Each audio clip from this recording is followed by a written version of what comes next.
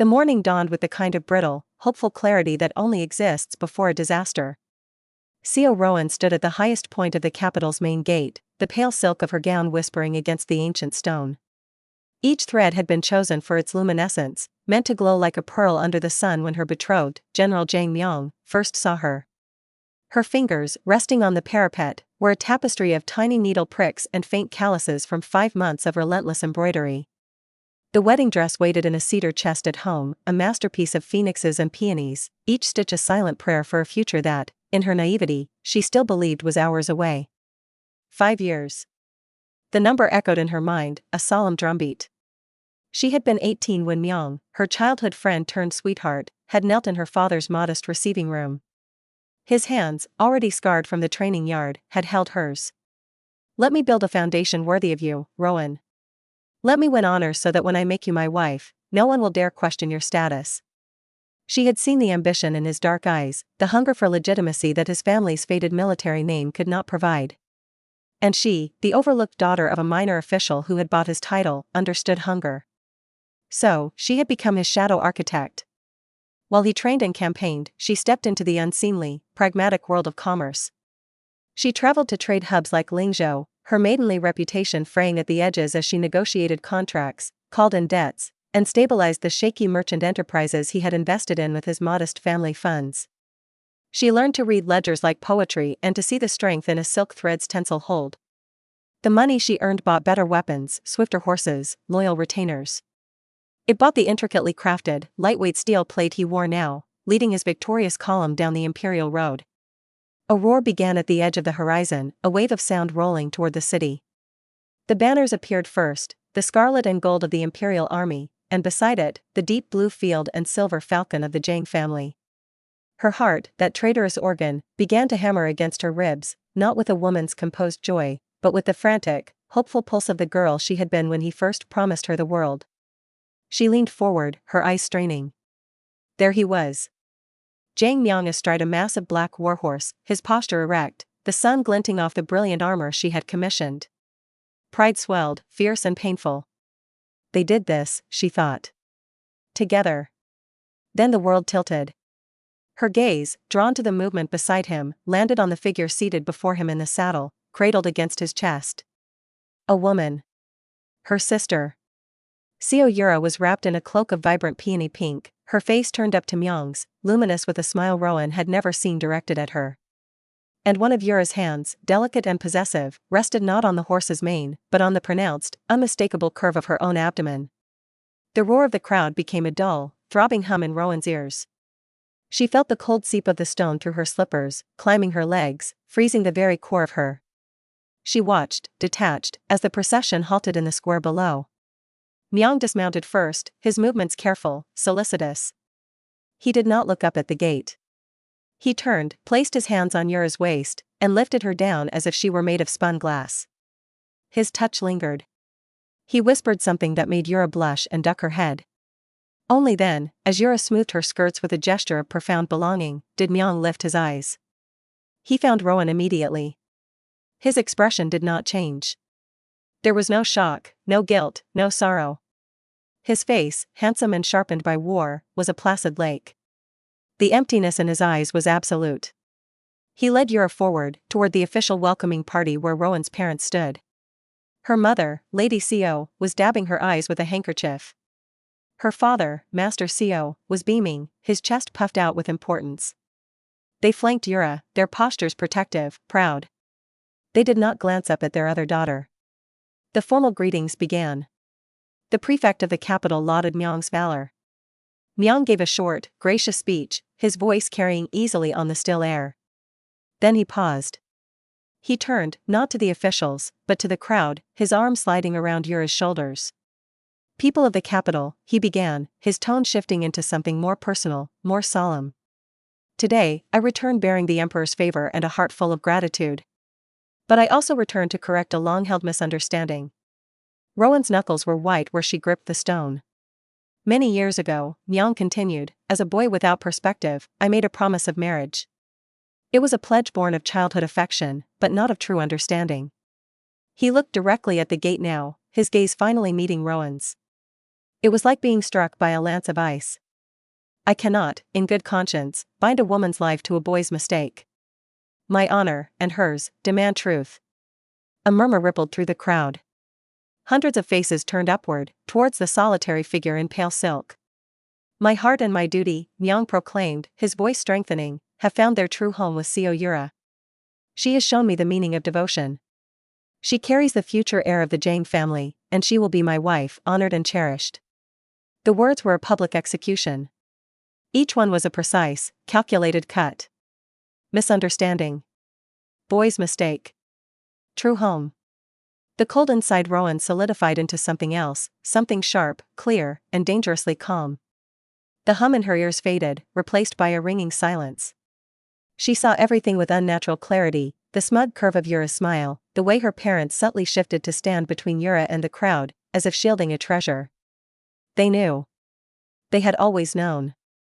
Yura's 6-month retreat for quiet contemplation at the White Cloud Nunnery, it had been a lying in. The humiliation was a living thing, crawling over her skin. It wanted her to crumble, to weep, to flee. It demanded she play the scorned woman and complete their narrative. Rowan let go of the parapet.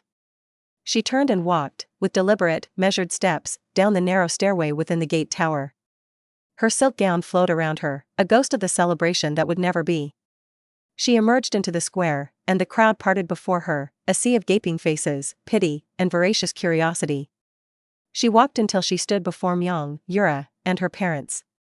She ignored her sister's simpering cling. She ignored her mother's averted eyes.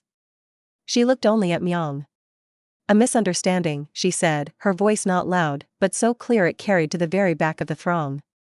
It was steady. It was dry. A boy's promise. Myung's jaw tightened slightly.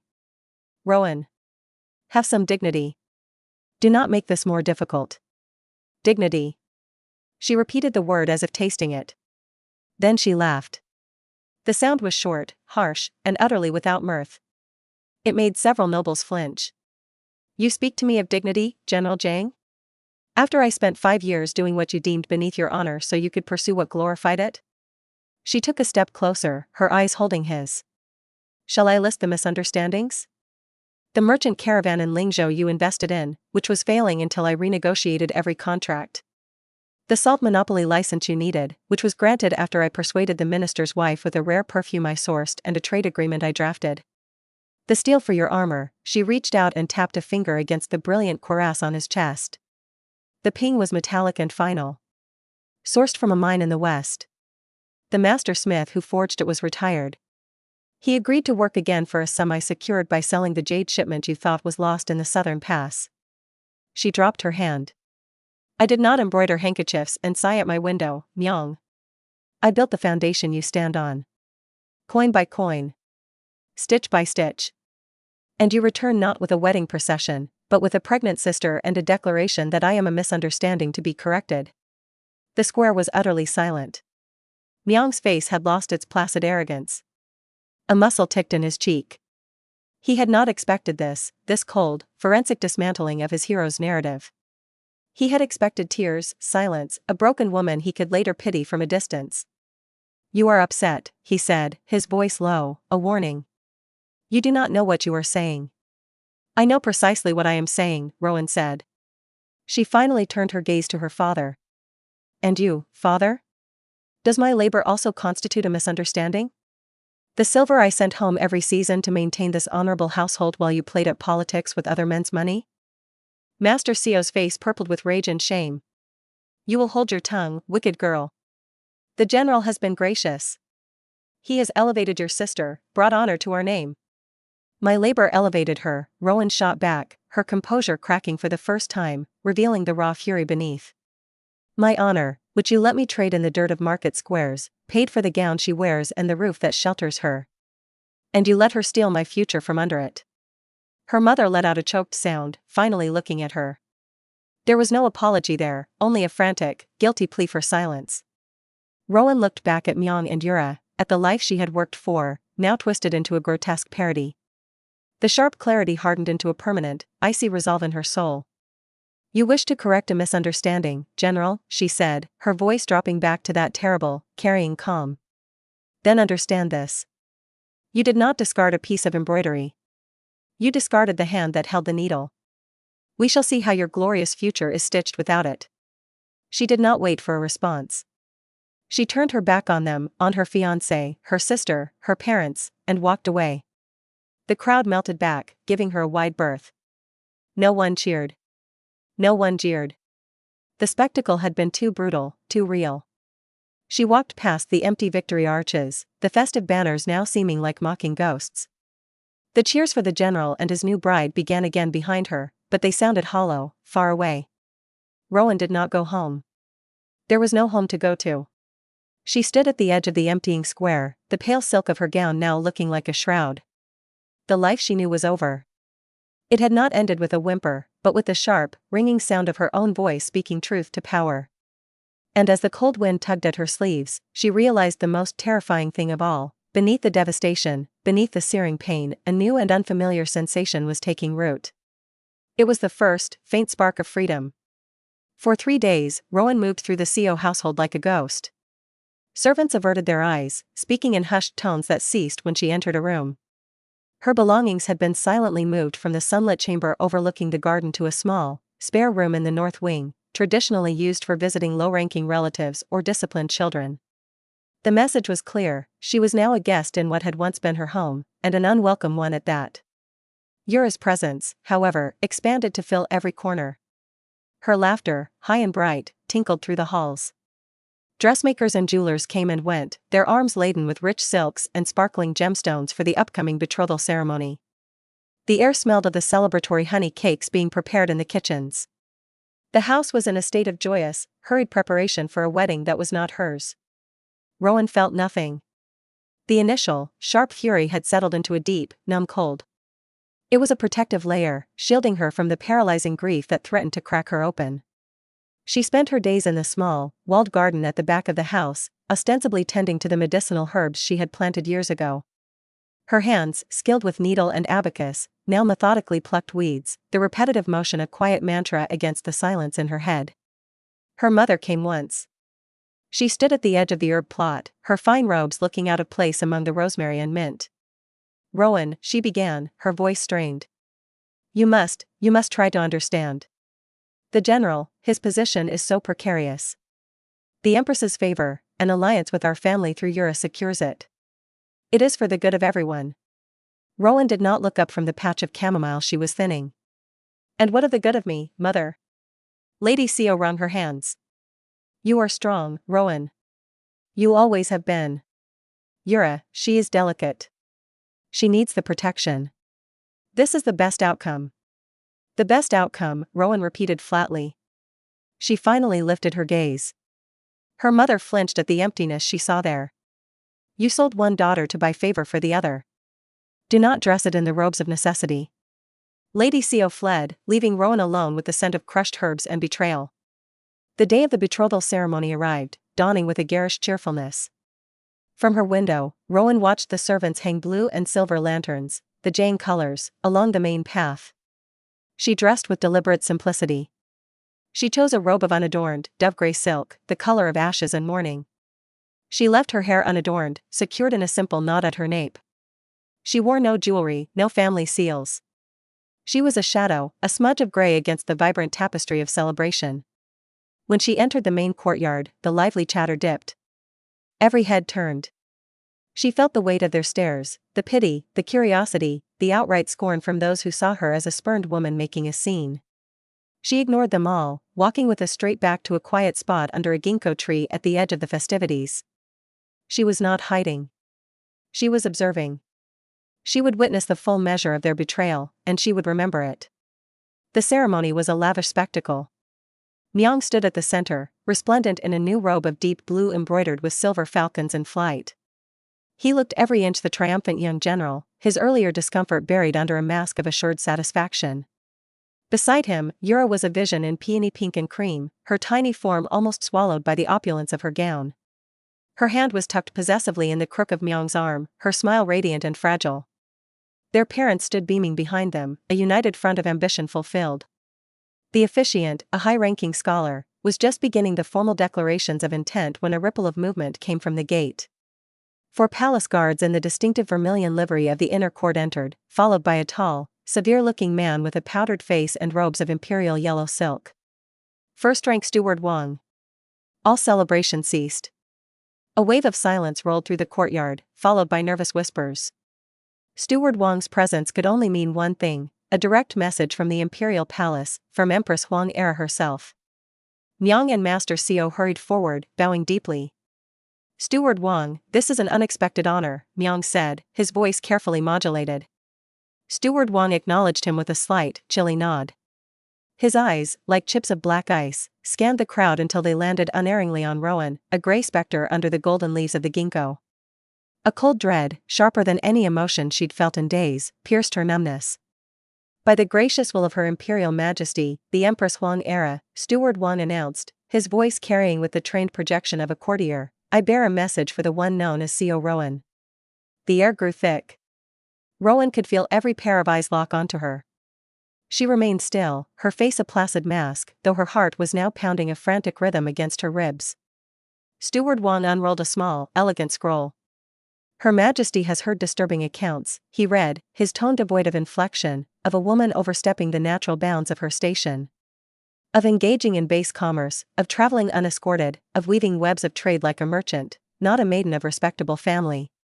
Such behavior clouds the virtue of the inner court and sets a dangerous example for women of the empire. Each word was a meticulously crafted blade. They did not accuse her of breaking her engagement, they accused her of being unworthy of it from the start. They reframed her labor as shameful, her intelligence as cunning, her survival as moral failure. Her Majesty wishes it to be known, Steward Wang continued, his gaze pinning Rowan in place, that a woman's worth lies in her piety, her obedience, and her purity. Not in the clinking of coin or the signing of contracts. To covet what is not hers, be it position or pursuit, is a fundamental flaw of character. Let this be a lesson in humility and a reminder of the order of things. He re-rolled the scroll. The silence that followed was absolute, stunned. This was more than a reprimand, it was a social execution. With these words, sanctioned by the highest woman in the land, Rowan was marked. No respectable family would take her in. No honorable path, marriage, service in a noble household, even a quiet life of scholarship, remained open.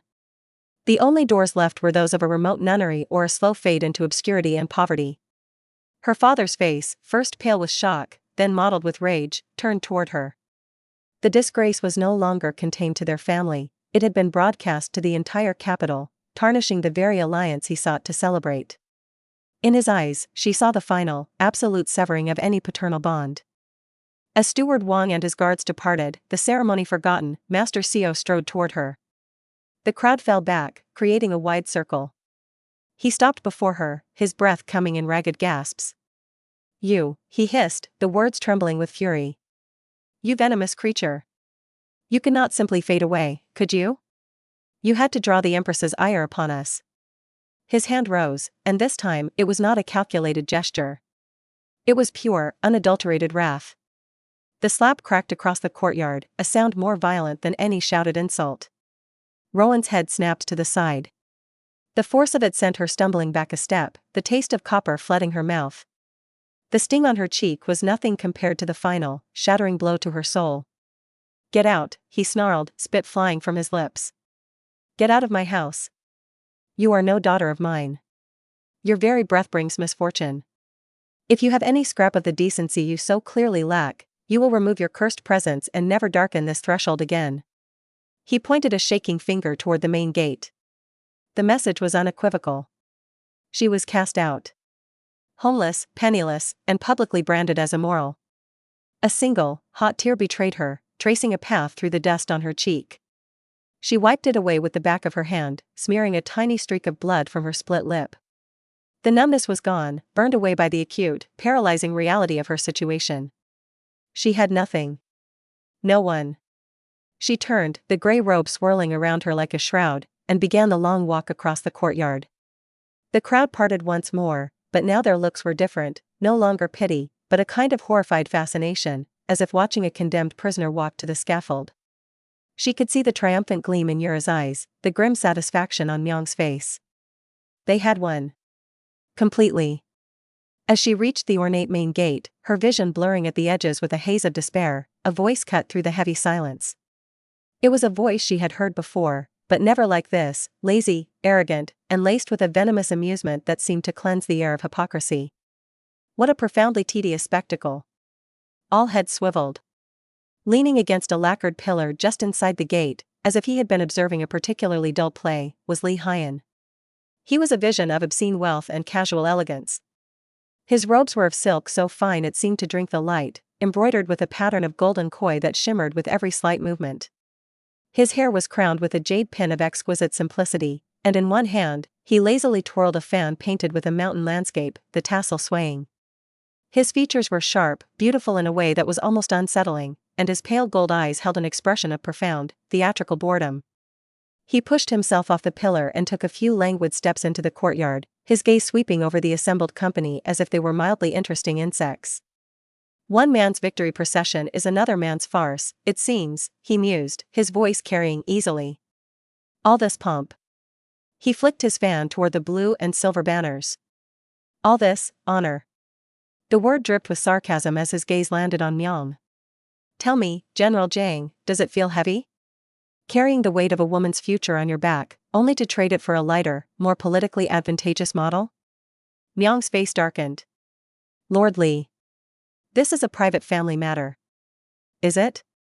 Lee Hyen's eyebrows rose in mock surprise. When it's staged in a public courtyard with an imperial crier as the opening act. No, no. This has become capital entertainment.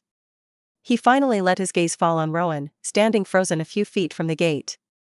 He looked her up and down, taking in the gray robe, the disheveled hair, the red mark on her cheek. His expression didn't change, but something flickered in those gold-flecked eyes, something that was not pity, but a sudden, sharp focus. Rowan, stranded in the vast emptiness of her fate, looked at this arrogant, untouchable young lord. She saw the way everyone, even her furious father, seemed to shrink slightly in his presence. He represented a power that was different from Myung's military might. It was older, deeper, rooted in wealth and influence that even the Empress might hesitate to challenge. A wild, impossible thought, born of sheer desperation and a spark of unextinguished defiance, shot through her. It was madness. It was social suicide. It was her only remaining move on a board where every other piece had been turned against her. She took a shaky breath, the taste of blood still in her mouth. She turned fully to face Lee Hyen, ignoring the gasps around her. Her voice, when it came, was hoarse from disuse but clear, ringing in the stunned silence. Lord Lee Hyen. He tilted his head, a faint, curious smirk on his lips. Yes, Miss Seo? She met his gaze, pouring every ounce of her remaining will into the words. Will you marry me? The courtyard did not simply fall silent, it seemed to freeze solid. The rustle of silk ceased. Breath caught in 100 throats. Even Lee Hyen's fan stopped its lazy arc. For a fraction of a second, the arrogant mask slipped, and she saw genuine, unguarded shock in his eyes. Then, as if the pause had been merely for dramatic effect, the mask slid back into place. The smirk returned, wider now, transforming into a dazzling, reckless grin that held a challenge for the entire world. He snapped his fan shut with a sharp crack. Yes, he said, the single syllable dropping into the silence like a stone into a still pond. He strode forward, closing the distance between them in a few easy steps. He did not touch her, but he stood beside her, a golden pillar next to her gray shadow, and addressed the crowd, his voice now loud and triumphant. It appears you were all too quick to declare this brilliant mind wasted. He gestured to Rowan with his closed fan. The general may have an eye for conventional beauty and political convenience. His glance at Yura was dismissive enough to make her flinch. But I have always had a taste for rarity. For value others are too blind to see. He turned his golden gaze on Myung, who was staring, white-faced and furious. Congratulations, General. You've managed to lose a treasury and secure a trinket in one move.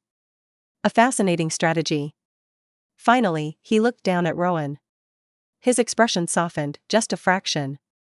He offered her his arm, not with the careful solicitude Myung had shown Yura, but with a bold, possessive confidence. Shall we, my fiancé? This place reeks of poor judgment and cheaper perfume. Rowan, her mind reeling, her body trembling with adrenaline and the aftershock of her own audacity, looked at his offered arm. It was a lifeline thrown into a churning sea. It was also a pact with a dragon, beautiful and terrifying. She placed her hand on his silk-clad arm. The touch was steadying. Without a backward glance at her stunned family, at her livid ex-fiancé, at the ruins of her old life, she let Li Hyan lead her out of the Seo Manor gates. The last thing she heard was the explosive, incoherent cry of rage from her father, cut off by the heavy wooden gates closing behind them with a final, resonant thud. She was shaking, but for the first time since the general's return, she was not alone. She was walking into the unknown, arm in arm with the most unpredictable man in the empire, toward a future that was either brilliant salvation or a more spectacular ruin. But it was hers. The silence inside the Li family carriage was a living thing, thick and palpable, broken only by the rhythmic clatter of hooves on flagstones and the distant, fading sounds of the capital. Rowan sat rigidly on the plush velvet cushion, her hands clasped tightly in her lap to stop their trembling. The boldness that had propelled her to ask Li Hyan to marry her had evaporated the moment the carriage door closed, leaving behind a hollow, echoing terror. "What have I done?" She risked a glance at him. He sat opposite her, a picture of indolent grace, one arm resting on the windowsill as he watched the city pass by. The arrogant smirk was gone, replaced by a pensive, unreadable expression. The golden embroidery on his robe seemed to drink the afternoon light filtering through the silk curtains, making him look like a figure from a myth, dazzling and remote. He had not spoken since issuing a quiet command to his driver. He had not looked at her. The reality of their situation crashed down upon her. She was now the supposed fiancée of Li Hyan, sole heir of the Li clan, a man famously capricious, notoriously unmanageable, and powerful enough to treat an imperial reprimand as mere background noise. She had traded the known cruelty of her family for the unknown, potentially deeper dangers of his world. "You're staring." His voice, devoid of its earlier theatricality, was flat. He still didn't look at her.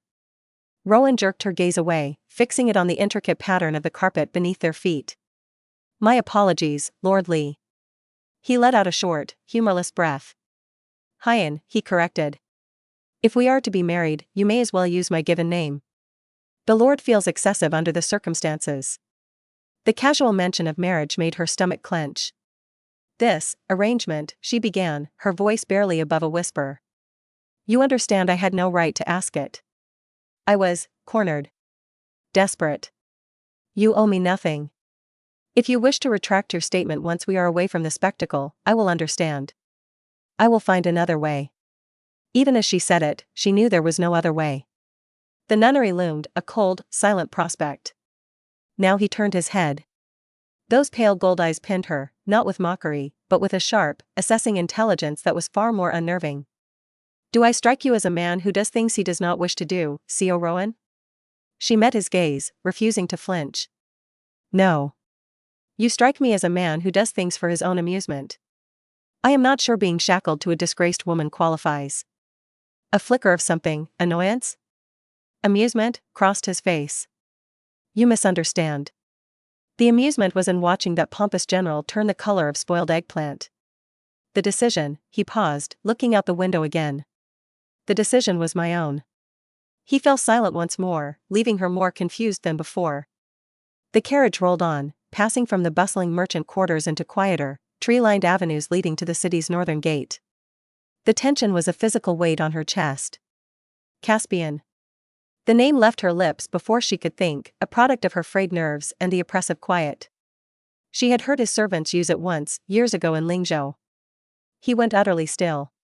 Not just silent, but physically frozen, as if the word had been a spell. Then, a strange thing happened. "Why did she say that?" "No one calls me that." "Not since." The voice was clear, distinct, and laced with a startling vulnerability. But Hyan's lips had not moved. He was still staring out the window, his profile sharp and closed. Rowan's breath caught. She must be hallucinating. The stress, the shock, the physical blow, they were conjuring voices in her head. "Is she looking at me again? She looks like a startled fawn. I should say something reassuring. What does one even say? Don't worry, my family is even worse than yours?" Hardly helpful. The voice again. It held his cadence, his slight, arrogant drawl, but turned inward, tinged with an anxiety that his outward appearance utterly belied. A wild, impossible idea took root. She focused on him, on the slight tension in his shoulder, the way his fingers tapped a silent rhythm on his knee. "Caspian," she said again, testing. He flinched, almost imperceptibly. There it is again. Does she know? No. She can't. It's just a name. Stop being a fool. Aloud, he said, his tone deliberately light, "I told you, Hyan is sufficient. Caspian is a childhood relic." But she had heard it. The connection, however impossible, was real.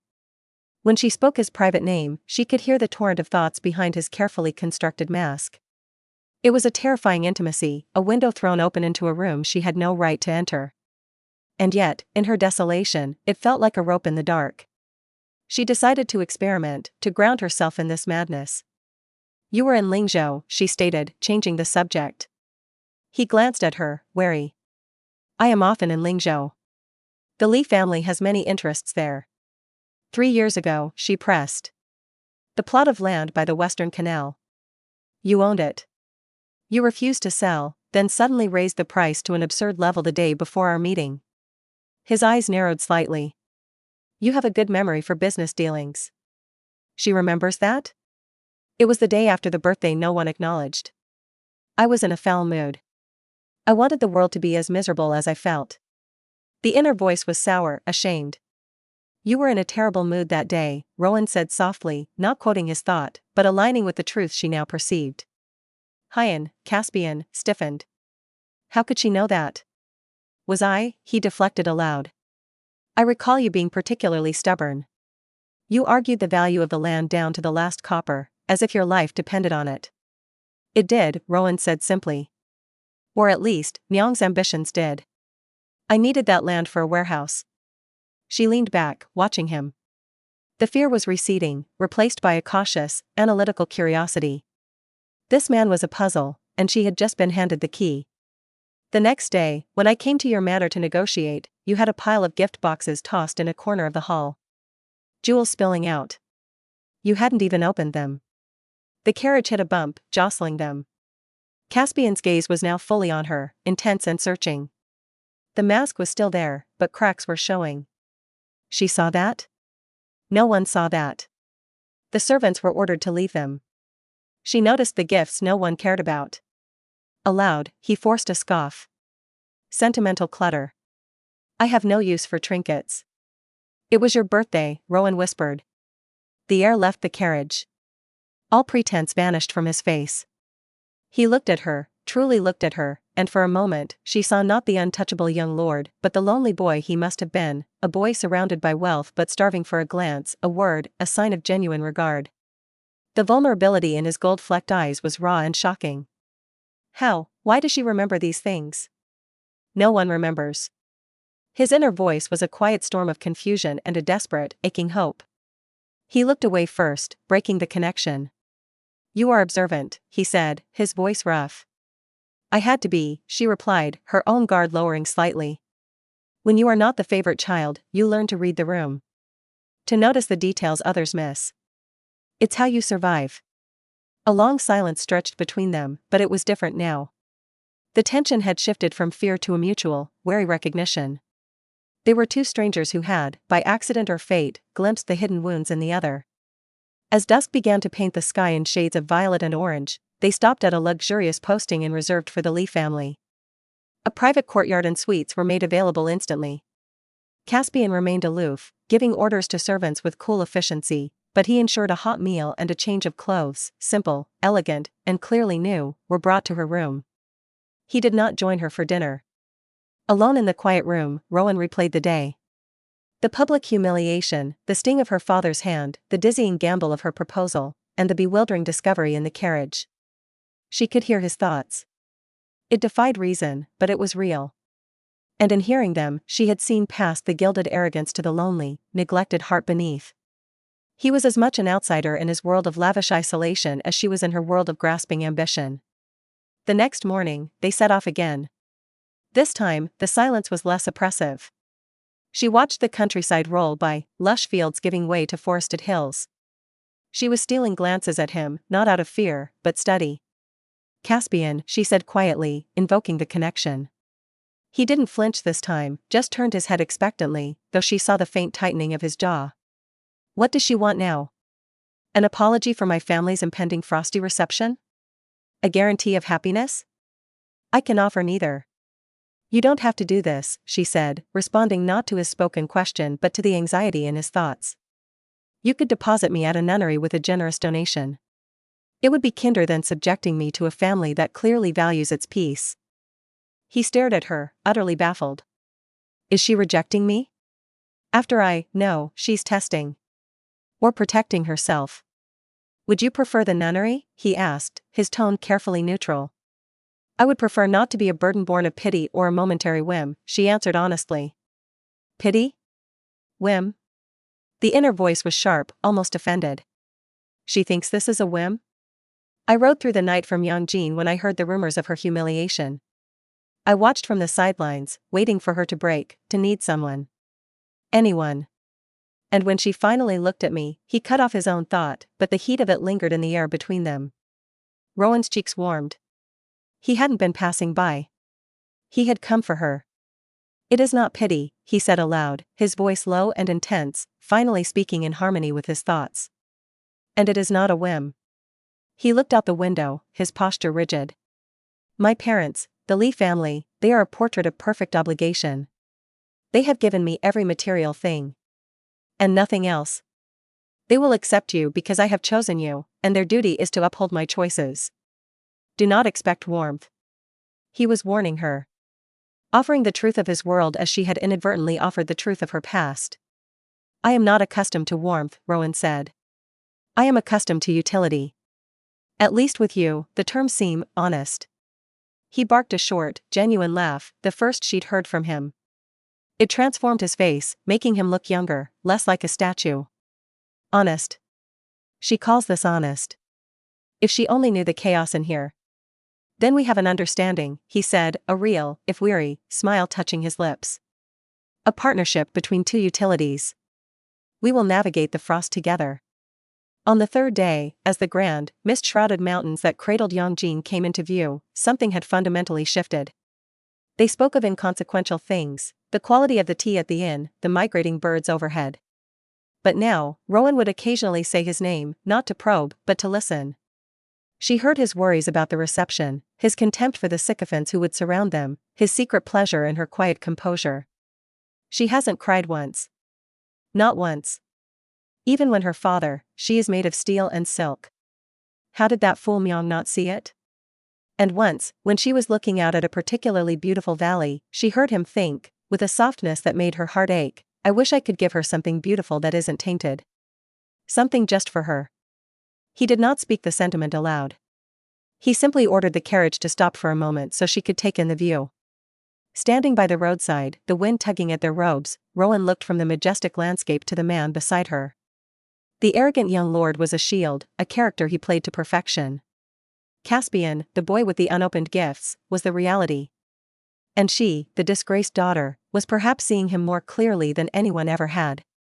She was no longer just running from her past. The journey had become something else, a tentative, bewildering walk toward a man who saw her not as a mistake or a tool, but as a person of value. And for the first time since her world shattered, she felt a flicker of something that was not cold survival, but the faint, fragile warmth of hope. As they re-entered the carriage for the final leg, she didn't feel like a ghost or a prisoner. She felt like Seo Rowan, a woman with a dangerous secret and an even more dangerous ally, riding toward a future she would now have a hand in shaping. Caspian, she said, as the first grand towers of Yongjin appeared in the distance. Here it comes. The questions about the household, the protocols, he thought, bracing himself. Thank you, she said simply. He looked at her, his golden eyes wide with surprise. Then, slowly, he nodded, the arrogant mask gone, leaving behind a look of shared, uncertain understanding. Yongjin was not a city, it was a declaration. Nestled in a bowl of emerald mountains, its walls were pale, polished granite that gleamed like pearl in the sunlight. The rooftops, tiered and sweeping, were clad in tiles of deep cobalt blue, and the Lee family compound at its heart was not so much a manor as a small, autonomous kingdom of interconnected pavilions, gardens, and lakes. As their carriage rolled through the massive, intricately carved main gate, Rowan felt the sheer, silent weight of centuries of consolidated power. It made her family's modest capital home look like a peasant's hut. The silence here was different from the capital's buzz. It was a deep, respectful hush, broken only by the careful tread of servants in spotless gray livery and the whisper of the wind through ancient pines. No one gawked. No one whispered. Eyes were carefully averted, bows were perfectly timed. It was a world governed by flawless, impersonal ritual. Caspian's mask of arrogant nonchalance slid back into place the moment they passed the gate. He became lordly again, his spine straight, his gaze drifting over his domain with an air of bored ownership. He helped her down from the carriage, his touch polite and brief. "This is the maple courtyard," he said, his voice devoid of the tentative warmth from the road.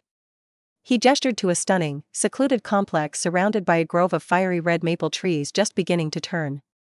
A delicate covered walkway led to a spacious, airy residence. "You will stay here until the wedding. The servants have been instructed to see to your needs. Do not wander unaccompanied." The message was clear. This was a gilded cage, albeit a breathtaking one. He was establishing the boundaries of their public arrangement. "When do I meet your parents?" Rowan asked, her own voice calm, matching his formal tone. A flicker of something, irritation? Discomfort, crossed his face. "When they summon you. Do not seek them out." He turned to leave, then paused. "Rest." The journey was long. He strode away, his golden robes disappearing around a corner of sculpted rock, leaving her standing alone under the whispering maples. A poised, silent housekeeper emerged and bowed deeply, guiding her inside. The interior was a masterpiece of subdued luxury. The furniture was carved from dark, fragrant rosewood, upholstered in raw silks of ivory and sage. Walls held landscapes painted in ink on silk, and a scholar's desk by the window held pristine brushes and paper. It was beautiful, serene, and utterly lifeless. It felt like a museum, or a very elegant prison. Over the next few days, Rowan settled into a strange routine. Servants attended to her every possible need with silent efficiency. Meals of exquisite, delicate cuisine appeared. Baths were drawn with petals and rare oils. Yet no one spoke to her beyond necessary courtesy. She was an artifact, being preserved and polished. She tried to explore the attached garden, but a servant materialized instantly to shadow her at a respectful distance. The message was reinforced: she was a guest, and a confined one. Frustration began to simmer beneath her composure. She had escaped one form of imprisonment for another. She thought of the ledger books, the dusty market roads, the satisfying clash of negotiation, all things that were alive, that were hers. Here, she was a decorative piece in Caspian's collection. On the fourth day, unable to bear the stifling silence, she dressed with care in one of the simpler robes provided and announced to the housekeeper that she wished to pay her respects to Lady Lee. The woman's eyes widened fractionally, but she bowed and led Rowan through a labyrinth of covered walkways to an even grander, more austere courtyard named the Pavilion of Tranquil Wisdom. The atmosphere here was colder. The plants were orderly bonsai and stern bamboos. Inside a spacious, minimally furnished receiving hall, Lady Lee waited. She was a woman who seemed carved from ice and jade. Her beauty was ageless and sharp, her posture flawless, her robe a stunning, forbidding shade of silver gray. She did not smile as Rowan entered and performed a deep, correct bow. "C.O. Rowan," Lady Lee acknowledged, her voice like wind chimes made of crystal. "You are the guest my son has brought." "I am, my lady." "I wish to express my gratitude for your household's hospitality," Rowan said, rising.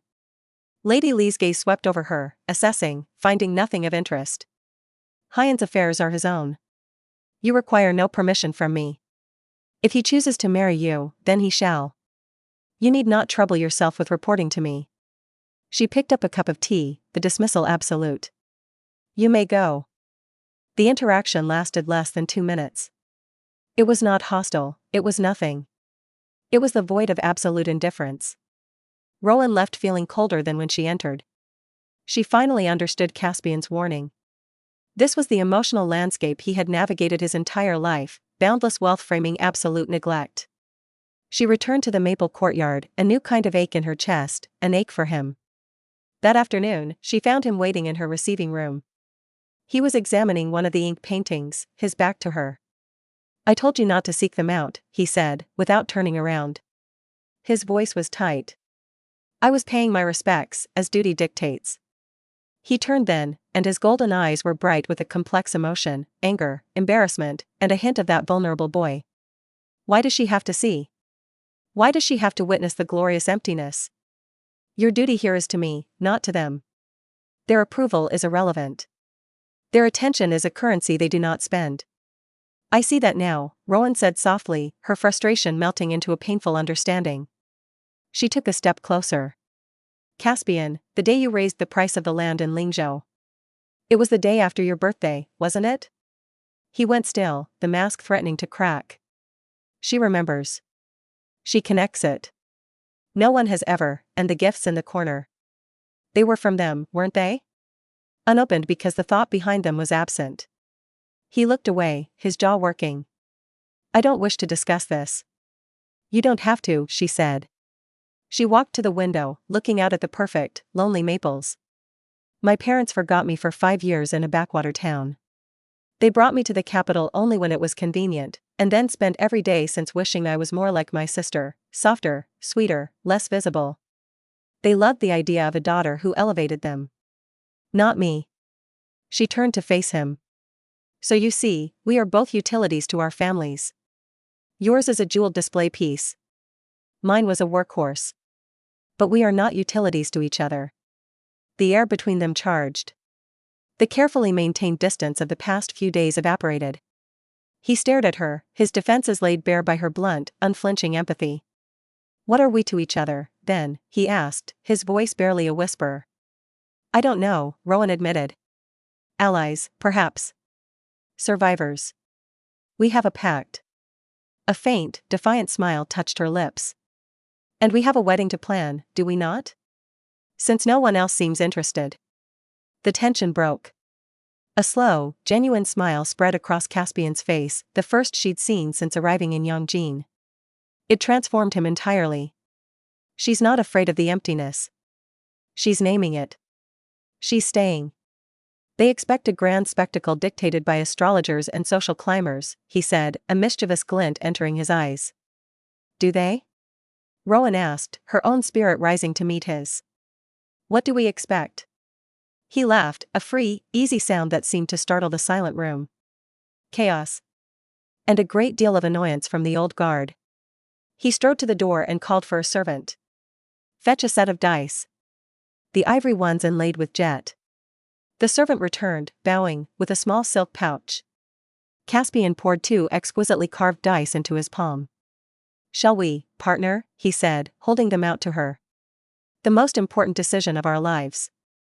Why leave it to fate when we can leave it to chance?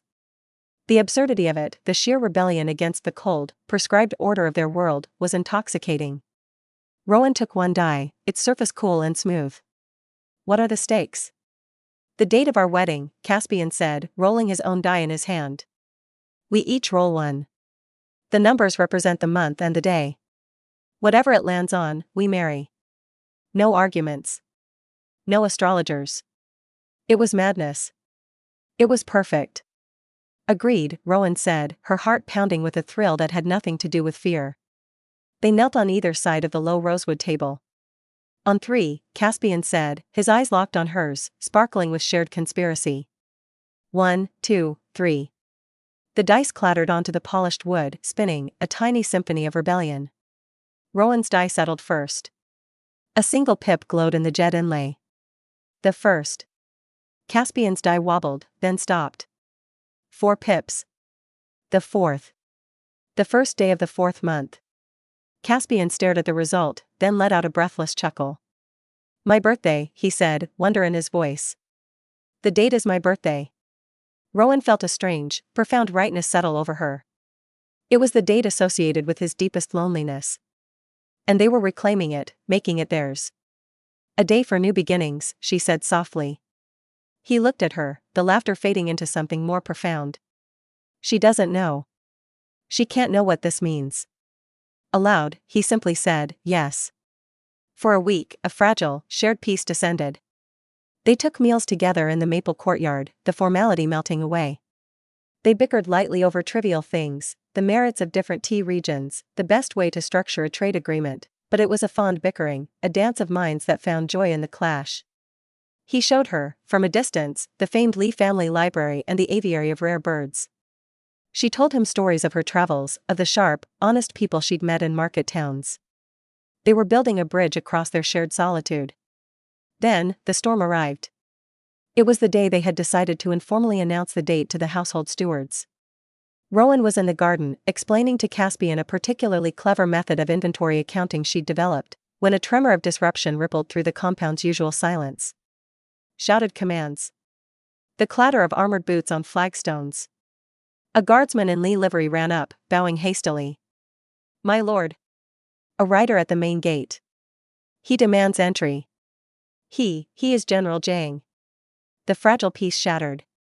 Caspian's face hardened into the cold, arrogant mask, but Rowan saw the flash of protective fury in his eyes. "He dares come here. To my home. To her." "Deny him," Caspian said, his voice icy. "He says he will not leave until he speaks with Miss Seo." "He is alone, my lord, but he is agitated." Rowan felt a chill that had nothing to do with the mountain air. "Myung, here." It was an act of madness or desperation. "Let him in," she said, before Caspian could refuse again. Both men looked at her. "Let him say what he has come to say. Then he will leave, and we will be done with him." Caspian studied her face, saw the resolve there, and gave a sharp nod to the guardsman. "Disarm him. Bring him to the Frost reception hall. Under guard." Myung was a far cry from the triumphant general. His clothes were travel-stained, his face haggard, shadows like bruises under his eyes. But it was his gaze that was most changed, a feverish, desperate intensity that fixed on Rowan the moment he was ushered into the stark, beautiful hall. The Lee guards flanked him closely. "Rowan," he breathed, ignoring Caspian entirely. "You have to come back. This is a mistake." "The only mistake was ever believing in you, General," Rowan said, her voice steady. She stood beside Caspian's chair, her posture regal in the simple robe. "You don't understand." Myung took a step forward, only to be blocked by a guard's spear. "What we had, it was real. But I have a family to restore, a position to maintain. I needed a wife who would be manageable. Unassuming. Yura is a tool to make me compliant," Rowan finished for him, the final piece of the horrible puzzle clicking into place with dreadful clarity. "You never wanted a partner. You wanted a capable asset you could own. You feared my strength, so you chose to break it.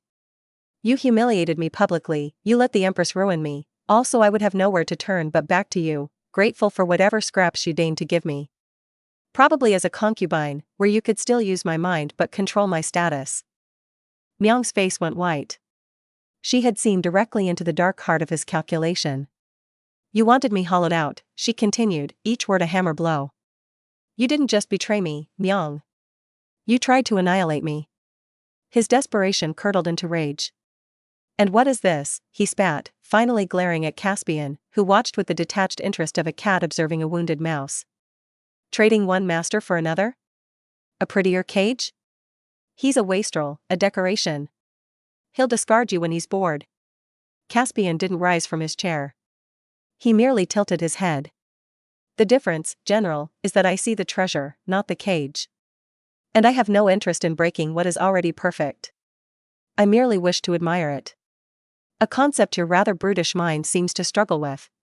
The insult was delivered with such casual elegance it was more devastating than a shout.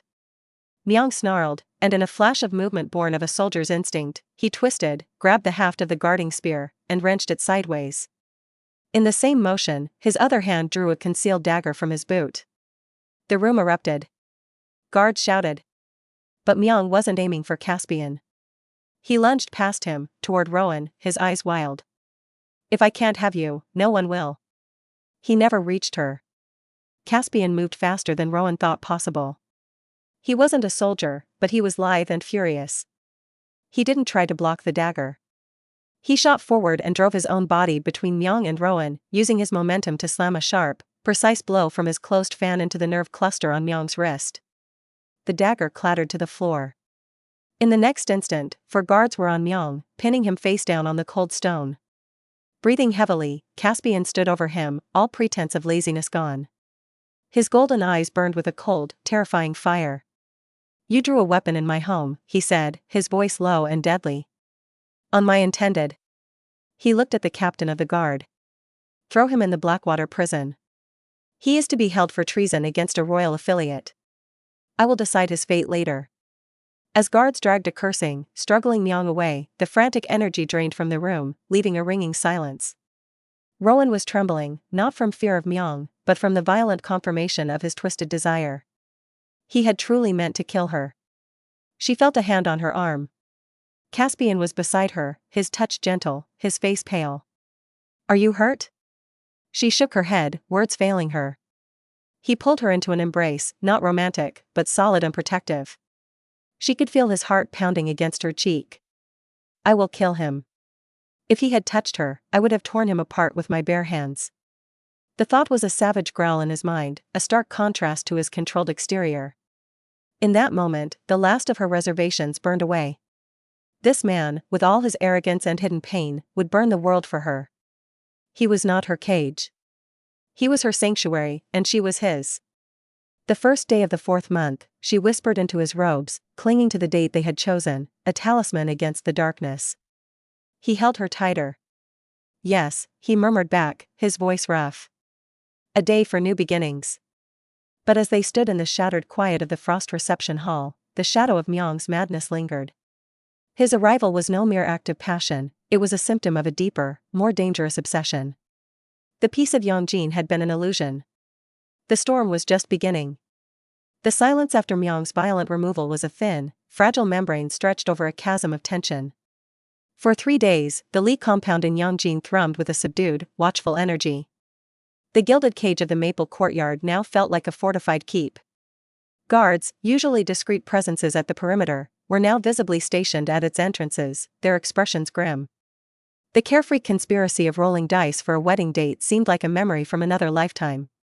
Caspian was different. The playful glint in his golden eyes had been replaced by a hardened, watchful focus. He spent hours closeted with his stewards and the captain of his personal guard, a man named June, whose face was a map of old scars and unwavering loyalty. Rowan caught only fragments of their low-voiced conversations in the halls: reinforce the western gate, check provisions, send word to our allies in Tianyuan. The threat wasn't just Myung's madness, it was the power he represented, the military might of the Jiang family, backed by the subtle, venomous influence of Empress Huang era in the capital. Rowan tried to maintain the rhythm of her days. She reviewed the ledgers Caspian had surprisingly given her access to, accounts for the Yongjin estates. It was a gesture of trust, and she lost herself in the columns of figures, finding solace in their logic. But the numbers began to tell their own worrying story: unusual grain shipments diverted, a spike in the price of black iron, used for weapons, not tools, and reports of merchant caravans being delayed by bandit activity on the northern roads. One evening, as they shared a quiet meal, Caspian stared at his bowl of jasmine rice as if it contained coded messages. He shouldn't have been able to get here so quickly, he said, not looking up. Not alone, not in that state. It's as if he rode day and night without relief, driven by something more than just. He trailed off, gesturing vaguely toward Rowan. He was fleeing something. Or racing toward a larger plan. His inner voice was a coil of anxiety. You think his coming here was a distraction? Rowan asked, setting down her chopsticks. I think a man who calculates his betrayals as meticulously as Jang Myung does not suddenly lose all reason unless the stakes have become existential. Caspian finally met her eyes. Something is moving in the capital. My informants have gone quiet. A cold knot formed in Rowan's stomach. The Empress. Caspian gave a tight nod. The Emperor's health has been fragile. If he were to falter, Era would move to secure the regency for her unborn child. Her first obstacle would be any other legitimate claim to the throne.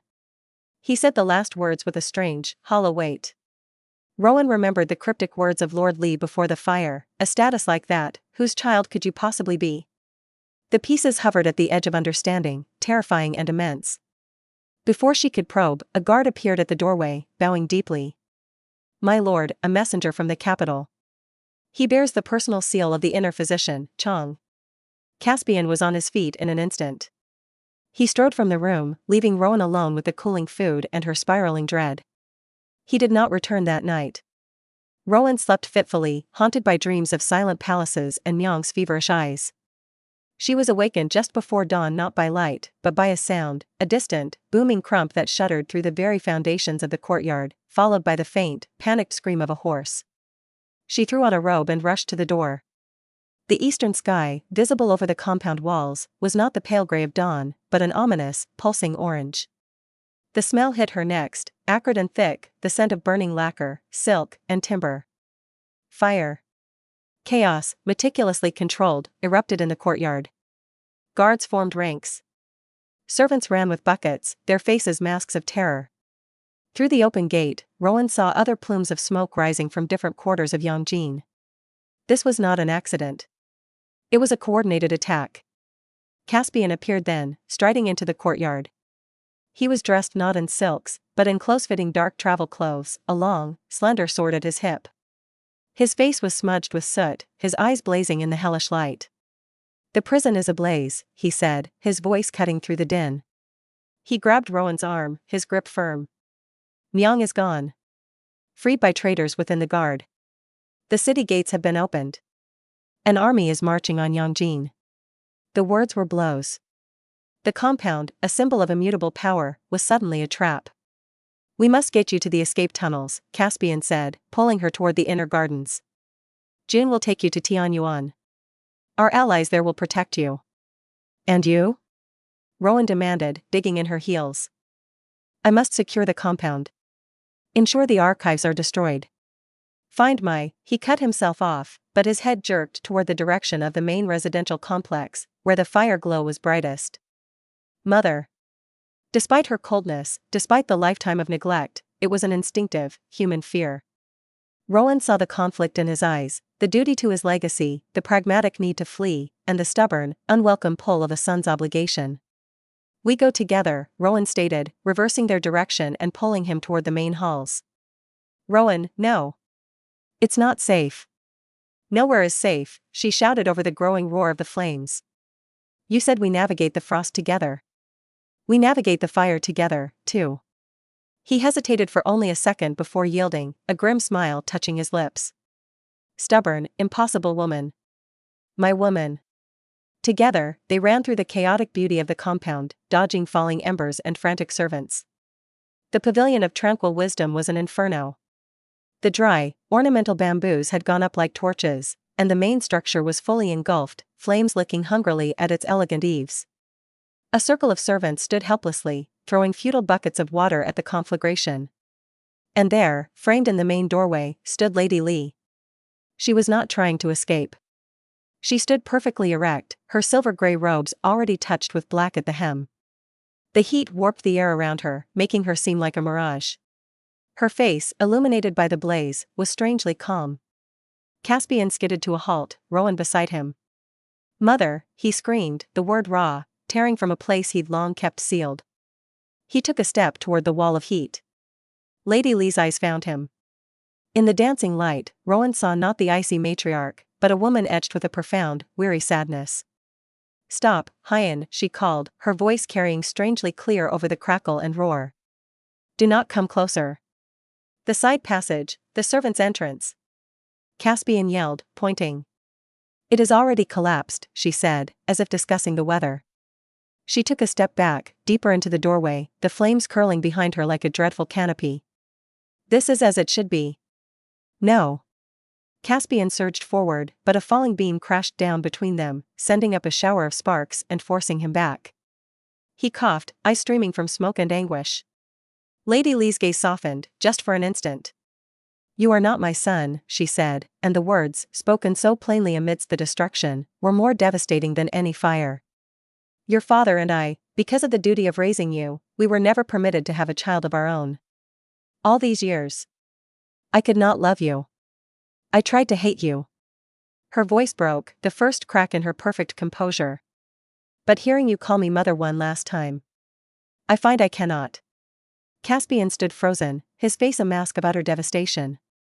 The revelation, delivered in this furnace, was a psychological evisceration. The foundation of his identity, the neglected heir, crumbled into something far more desolate, a political pawn, an instrument of someone else's grief. "You must go, Hyen," Lady Li said, her figure beginning to waver in the intense heat. "There is no fate for us here. Do not let us hold you back. Mother, please, it was a whisper, the plea of the forgotten boy with the unopened gifts. She offered him the faintest ghost of a smile, a fleeting glimpse of the woman she might have been. Then she turned and walked calmly back into the heart of the flames, her silver robes disappearing into the orange and black. Caspian screamed. A raw, animal sound of loss that tore at Rowan's soul. He tried to lunge forward again, but Rowan threw her arms around him from behind, holding on with all her strength. You can't. You'll die, she sobbed into his back, her own tears falling. You still have me, Caspian. You still have me. Don't go. Don't leave me. Her words, her desperate hold, pierced the fog of his grief. His forward momentum stopped. His body shuddered violently, racked with silent, heaving sobs. He reached back, his hand finding her head, his fingers tangling in her hair, clinging to her as his only anchor in a world that was literally and figuratively burning down around them. Rowan. My Rowan. Don't let go. June appeared out of the smoke, his face grim. My lord, Miss Co. We must go now. The eastern sector has fallen. The tunnels are our only hope. Caspian drew a ragged breath. He straightened, though he trembled. He turned, his face streaked with soot and tears, his golden eyes holding a new, terrible depth of pain. He grabbed Rowan's hand. Stay with me. They ran, June and a contingent of 10 loyal guards clearing a path through the chaos. They reached a nondescript gardener's shed near a dry rock garden. June moved a massive stone basin, revealing a dark, narrow staircase descending into the earth. The damp, cold air that wafted up was a shock after the furnace above. They descended single file, June leading with a hooded lantern. The tunnel was hewn from solid rock, wide enough for 2 abreast, its walls slick with moisture. The sounds of the burning world above grew muffled, replaced by the drip of water and their own frantic breathing. They moved for what felt like an eternity, the tunnel sloping gently downward. Finally, they reached a cavernous junction. 3 other tunnels met here, and a dozen more guards waited with packs and horses, the animals stamping nervously in the confined space. Lord Lee stood in the center. He looked older than Rowan remembered, diminished. The firelight from a single brazier played over his face, which held not fear, but a profound resignation. You made it, he said, his voice echoing softly. I assume the mistress has told you everything. Caspian released Rowan's hand and took a step forward. She said I am not your son. Lord Lee nodded, a weary gesture. We were young. Ambitious. The Lee family was offered a chance for unparalleled influence for 40 years. The price was to raise a child as our own, to love him as our heir, and to forego any children of our blood. He looked at Caspian, and for a fleeting moment, Rowan saw a flicker of something that might have been regret, or even a twisted form of affection. We failed in the love. Succeeded in the duty. I am sorry. Who am I? Caspian's question was a whisper that filled the cavern. Lord Lee's gaze was distant. The Lee family is the shield of the dynasty. We were tasked with hiding the brightest flame. A status like that, whose child could you possibly be? He stepped forward and pressed a heavy, cold object into Caspian's hand, a command token of black iron inlaid with a golden dragon, the symbol of ultimate authority within the Lee clan network. Our allies in the surrounding prefectures will recognize this. They will follow you. He then gestured to a tunnel mouth where the horses stood. Go. To Tianyuan. Be the king we were meant to protect. Caspian stood holding the token, the weight of his true history settling on him. He looked from Lord Lee to the tunnel, torn. Go, Lord Lee repeated, his voice firm now. Your path is forward. Hers is with you. He looked at Rowan, a final, unreadable glance, then turned and began walking back the way they had come, toward the burning compound.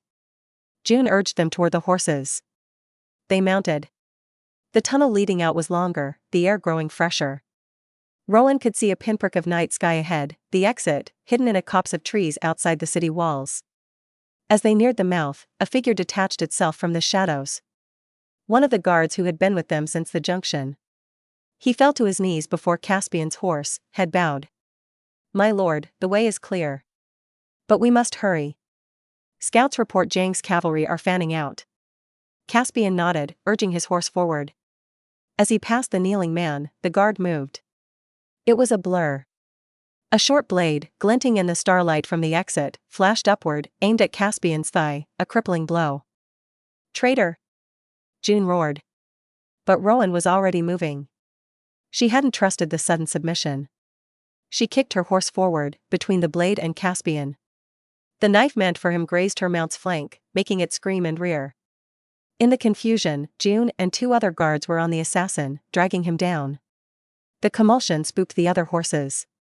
The narrow tunnel erupted into chaos of shouting men and panicked animals. The exit was so close, but discipline had shattered.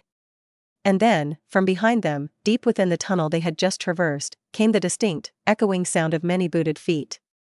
A lot of them. Myung hadn't just set fires, he had known about the tunnels. Caspian's face, pale in the gloom, met Rowan's. They shared a single, perfect moment of understanding. They could not both escape. The pursuit was too close, the path compromised.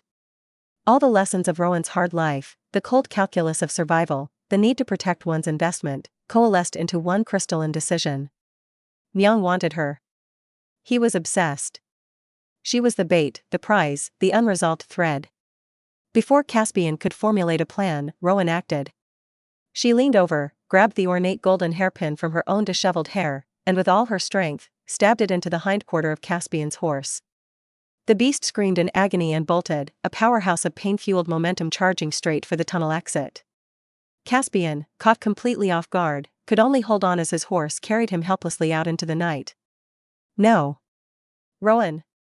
His scream, filled with pure terror, was ripped away by the wind and the tunnel's mouth. "Go with him!" Rowan screamed at June and the remaining loyal guards. "Protect him. That is your duty." June hesitated for only a heartbeat, his warrior's mind warring with his orders.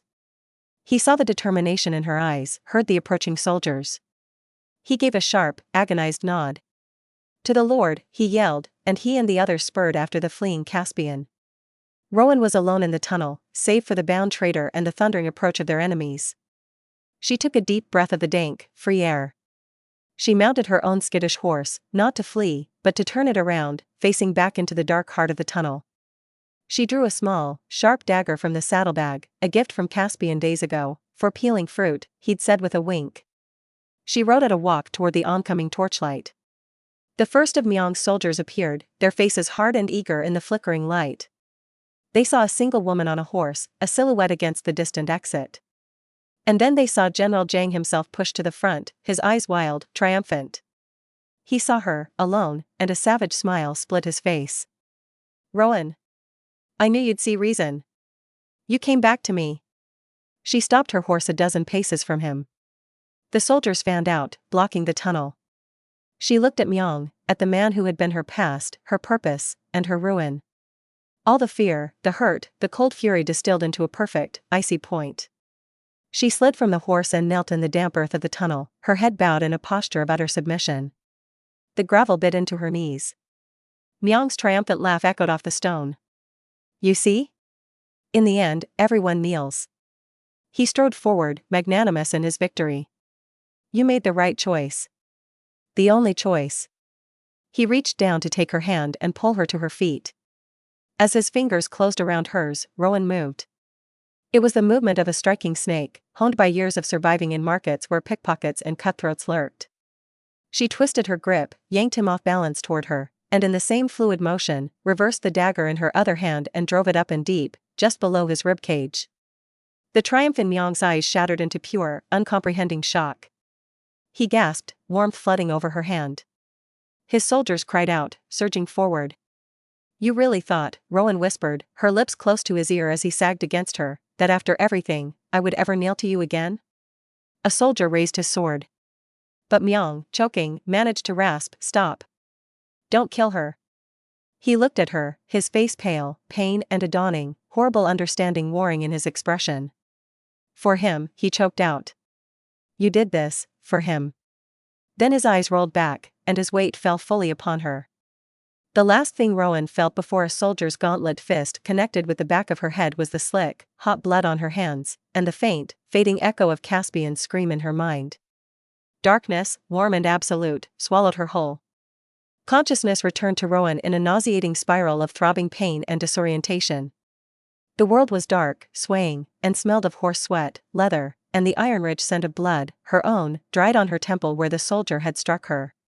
She was slung over a saddle like a sack of grain, the rhythmic jostling sending fresh bolts of agony through her skull with every hoof fall.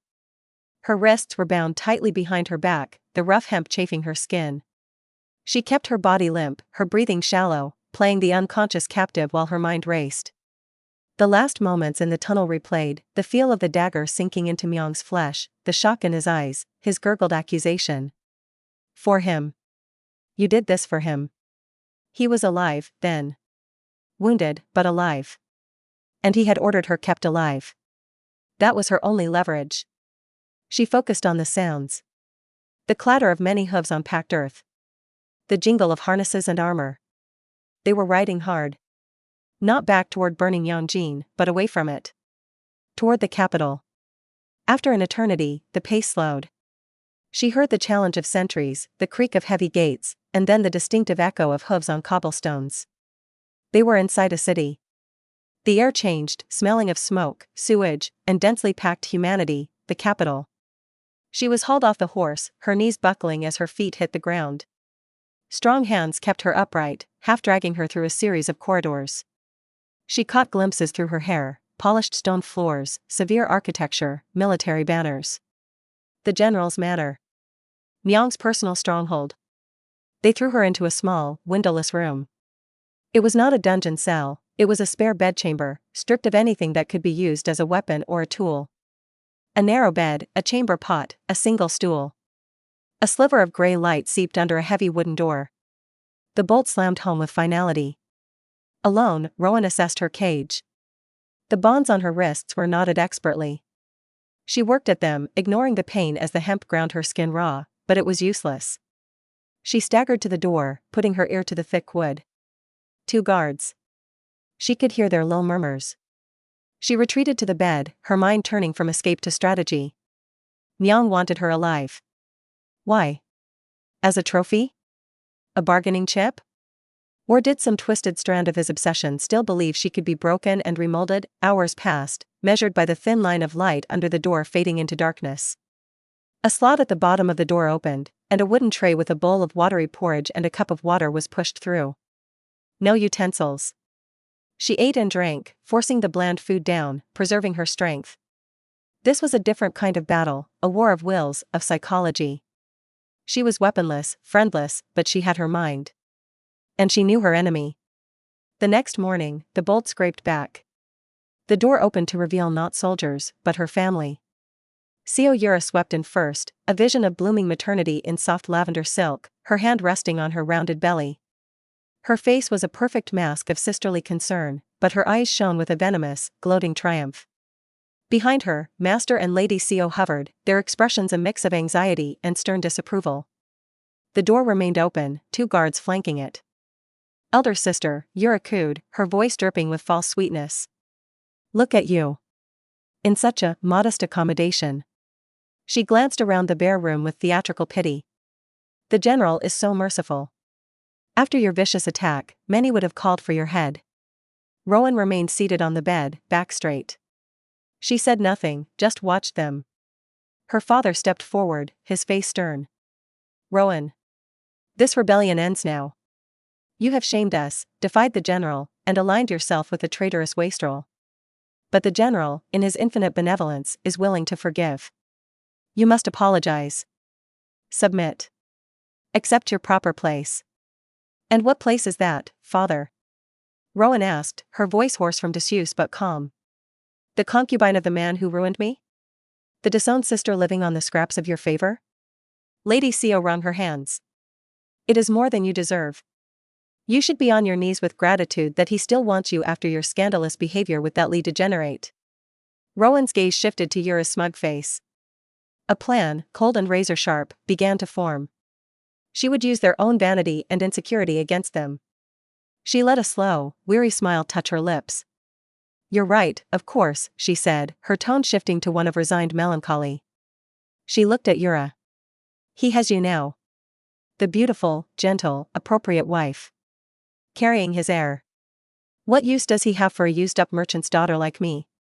Yura's smile tightened. The general is a man of honor. He feels responsible for your decline. Responsible? Rowan gave a soft, bitter laugh. She looked at her parents, then back at Yura, lowering her voice conspiratorially. Is that what he told you? When he begged me to come back, he said quite different things. Yura's poise faltered. What do you mean? Play the seed. Water it with doubt.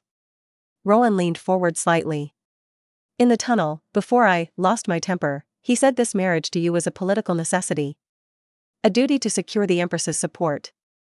But that his heart, his true partnership, she let the sentence hang, her eyes full of a feigned, painful pity for her sister. He said once the child was born, and his position was solidified, arrangements could be made. That I would always be his first choice. His real wife. The color drained from Yura's face. You're lying. Am I? Rowan shrugged, looking away as if burdened by a sad truth. Why do you think he raced all the way to Yongjin? Why did he keep me alive after I stabbed him? Why am I here, in his home, instead of in a prison cell? She met Yura's eyes again. He doesn't want to let me go, little sister. You are the incubator for his heir. I am the woman he can't forget. It was a masterful manipulation, weaving threads of truth, Myung's obsession, her presence here, into a tapestry of lies designed to strike at Yura's deepest insecurities. Yura, who had always lived in Rowan's shadow of capability, had finally won the prize, only to be told it was a consolation. He loves me. Yura spat, but her voice trembled. Does he? Rowan asked softly. Or does he love what you represent? Your connection, your compliance, she glanced at Yura's stomach, utility? It was the final blow. Yura's composure shattered. With a shriek of pure rage, she lunged at Rowan, fingers clawed. Rowan, expecting it, rolled off the bed, letting Yura tumble onto the thin mattress. Their parents cried out.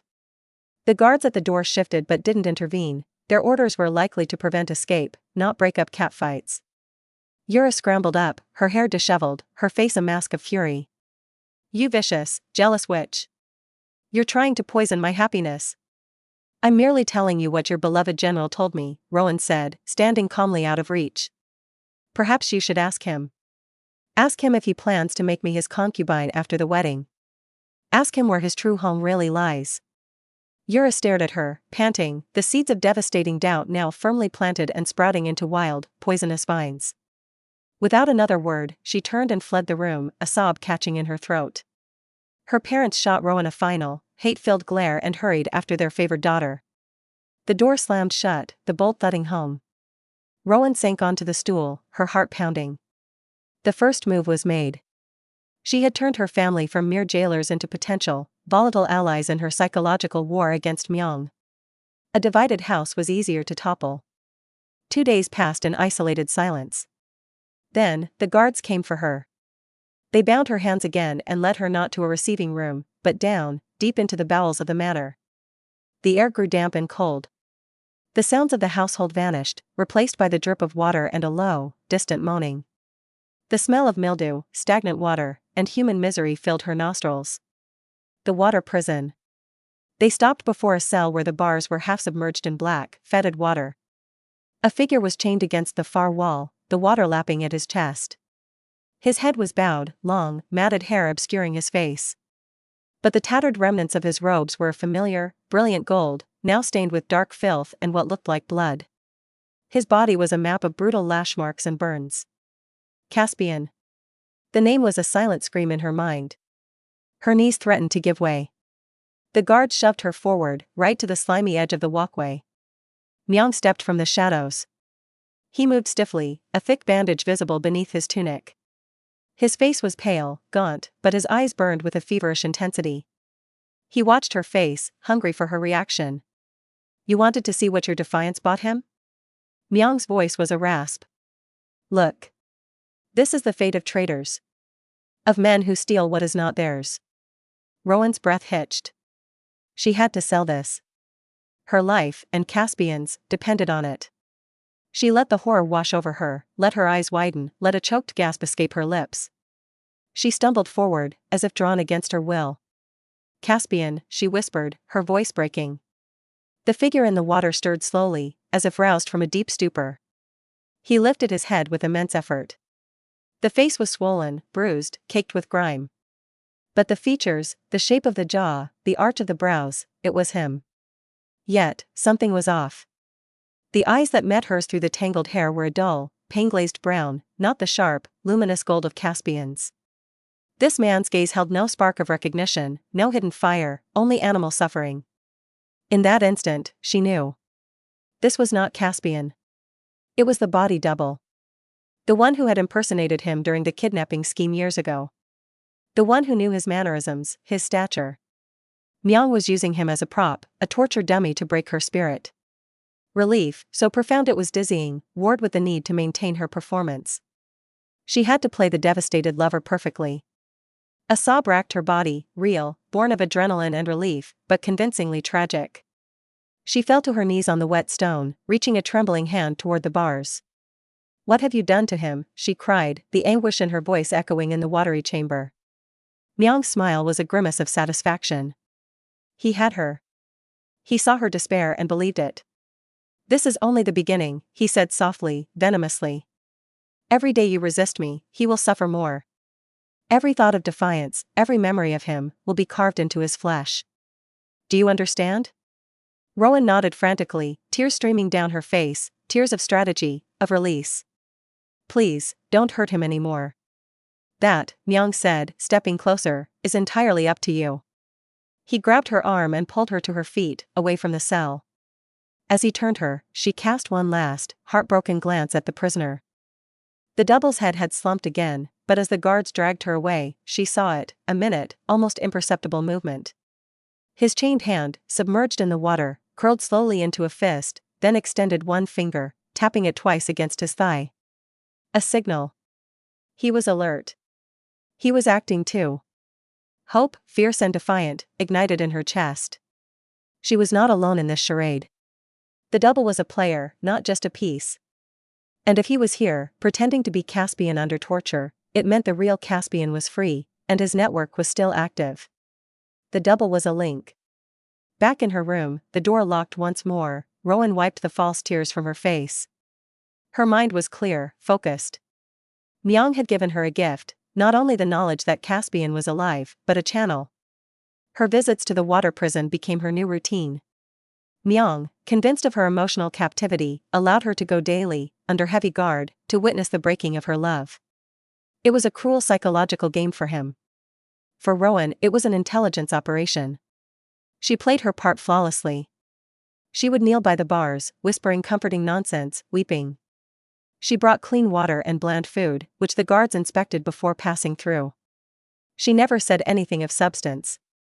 But she watched. And she listened. The double was a master.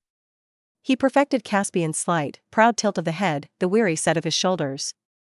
He never spoke, only groaned or coughed. But his eyes, in fleeting moments when the guards were distracted, were sharp, aware. On her fifth visit, as she handed a bowl through the bars, his filthy, trembling fingers brushed hers. And left something behind.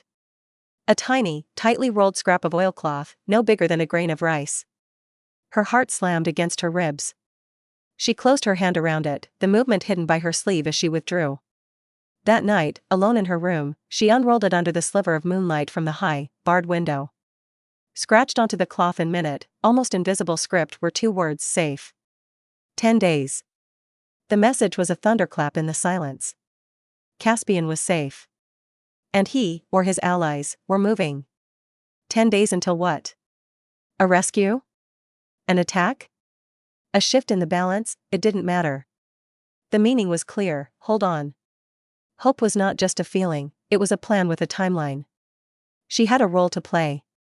She had to keep Myung convinced, keep him focused on her, on this fake prisoner, while the real threat gathered strength outside. The next time she was taken to the water prison, she brought a small, stolen linen cloth.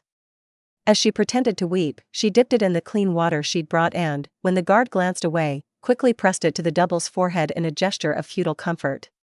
As she did, she mouthed two silent words, shaping them with careful clarity: "I know." His bruised eyes met hers. For a fraction of a second, the mask of blank suffering dropped, and she saw a flash of fierce understanding, of solidarity. He gave an almost imperceptible nod. The game was afoot. In the heart of her enemy's stronghold, surrounded by despair, Rowan Seo was no longer a captive. She was a spy, an actress, and a soldier, her cell a command post, her tears her camouflage. She had turned her own breaking into a weapon. And she would wait. For 10 days. For the storm to come.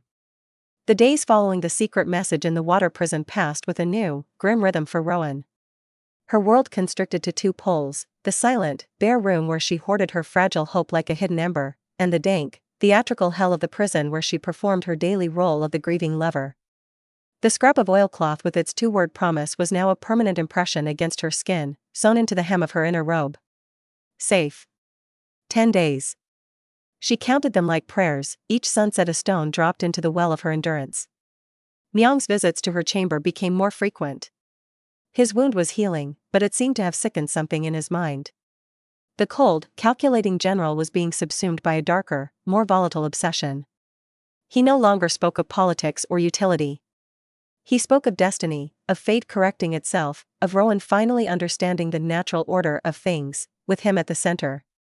"You see now, don't you?" he'd say, pacing the small room like a caged tiger. "Your Lee Prince is broken. His family is ashes. All the cleverness in the world cannot save you from what you are meant to be." "Mine." Rowan would answer with silence or with carefully crafted, submissive platitudes that fed his narrative without surrendering her core. "The general is wise," or "my thoughts were clouded." She was a gardener tending a poisonous plant, ensuring it grew exactly as she needed it to, tall, arrogant, and blind to the rot at its roots. On the morning of the 8th day, the routine shattered. Her door crashed open not at the usual time, but at dawn. Instead of the taciturn guards, a squad of stern-faced matrons marched in. They were not household servants, they wore the severe, dark robes of professional wedding facilitators from the Office of Rights. Their eyes held no pity, only a brisk, impersonal determination. Without a word, they seized her. One stripped her of her simple gray robe. Another produced shears and, before Rowan could react, sliced through the knot of her hair. Long, dark strands tumbled to the floor. She gasped, a reflexive protest dying in her throat as she saw the cold finality in their movements. This was not a negotiation. They scrubbed her skin raw with harsh soap, perfumed her with a cloying, unfamiliar jasmine oil, and then dressed her. The wedding robe they forced her into was a brutal parody of the one she had embroidered for herself. It was scarlet, the color of fresh blood and compulsory joy, heavy with gold-threaded phoenixes that felt like chains. The fabric was stifling, the collar too high, the sleeves so long they covered her bound hands. They piled her shorn hair into an elaborate, wired headdress adorned with gold pins and a veil of red silk so dense it tinted the world a hazy, infernal crimson. No mirror was provided. She didn't need one. She could feel the costume, the transformation into a sacrificial doll. This was Myung's ultimate performance, to claim her publicly, to overwrite the scandal of her flight with Lee Hyun with the spectacle of her submission to him. The matrons guided her, half-dragged her, through the manor's corridors. She moved like a sleepwalker, the heavy robes whispering of doom. They entered the main ancestral hall, now garishly decorated for a celebration. Red lanterns hung from every beam. The air was thick with the smell of incense and roasting meat. A crowd was assembled, lesser military officers, minor court officials, her own parents standing stiffly at the front. Their faces were pale, her father's jaw clenched, her mother's eyes red-rimmed. They looked like attendees at an execution. And at the center of it all, before the family altar, stood Myung. He was resplendent in the formal robes of a general groom, dark blue embroidered with silver waves. His face was clean-shaven, his hair perfectly arranged, the pallor of his recent injury masked by some artifice. He looked every inch the victorious hero claiming his rightful prize. His eyes, when they met hers through the veil, held a feverish, triumphant glow. The chief matron placed Rowan's hand in his. His grip was vice-tight, possessive. The officiant, a nervous-looking scholar, began to intone the ancient rites. The words washed over Rowan, meaningless noise. She felt detached, floating above the scene. This wasn't her wedding. This was the ritual slaughter of Seo Rowan. She glanced sideways at her parents. Her mother was crying silently. Her father stared straight ahead, a muscle ticking in his jaw. They were complicit, but they were also trapped in the spectacle, shamed by its brutality. Yura was notably absent. Rowan's seeds of doubt had borne fruit, her sister could not stomach watching this. The officiant reached the core of the ceremony. The heavens bear witness, the earth provides foundation. The couple shall now bow to the ancestors, acknowledging the lineage that joins them. Myung's grip tightened, preparing to guide her into the first bow. This was it. The moment of formal, public surrender. Rowan's mind, which had been a still, cold pool, suddenly sparked. The message. 10 days. This was only the 8th. Where was the storm? Where was the disruption? Had the double been wrong? Had she miscalculated? As if summoned by her silent panic, a distant, discordant sound pierced the solemn atmosphere of the hall. It was a horn, not the clear note of a ceremonial instrument, but the deep, brassy blast of a military alert. Then another, closer. Shouted commands echoed from the courtyard, followed by the sudden, terrifying clash of steel on steel. The ceremony froze. The officiant's words died. The crowd murmured, heads turning toward the entrance. A guardsman, helmet askew, blood streaking his armor, stumbled through the great doors and fell to his knees. "General," he gasped, his voice raw with terror. "The city, the gates are breached." Myung's triumphant expression shattered. "What? Who dares?" "The city garrison, it's not rebels, General," the guard cried. "It's a banner army. They came from the north. Their standard, it's the golden koi on a field of midnight blue. The Lee family banner." A shockwave of silence, then uproar. The golden koi. It was impossible. Yongjin had fallen. The Lee family was broken. But Rowan knew. Safe. 10 days. He hadn't meant he was safe in hiding. He meant he was safe, and he was coming. And he was 2 days early. A wild, fierce joy, so potent it was painful, erupted in her chest. She couldn't stop it. A smile, real and utterly devastating, broke through her composed mask. She didn't look at the panicked crowd or the bleeding guard. She looked at Myung. And she let the veil do nothing to hide the pure, unadulterated triumph in her eyes. Myung saw it. He saw the smile, the light in her eyes that had been dead for weeks. He saw the complete and total collapse of his narrative. In that instant, he understood everything. The submission, the tears, the visits to the prison, all of it, a lie. A magnificent, sustained, humiliating lie. She had not been breaking. She had been acting. And he, the master strategist, had been her willing, duped audience. The color drained from his face, leaving it corpse gray. The wound in his side seemed to pulse. Rage, hotter and more personal than any battlefield fury, contorted his features. He dropped her hand as if it were a venomous snake. "You," he breathed, the word barely audible but carrying the weight of a curse. "You knew." Rowan didn't deny it. She stood tall in the bloody wedding robes, the symbol of his victory now transformed into a banner of her defiance. "Did you really think," she said, her voice clear and calm in the chaotic hall, "that you could cage a mind that built your fortune? You tried to break what you couldn't understand.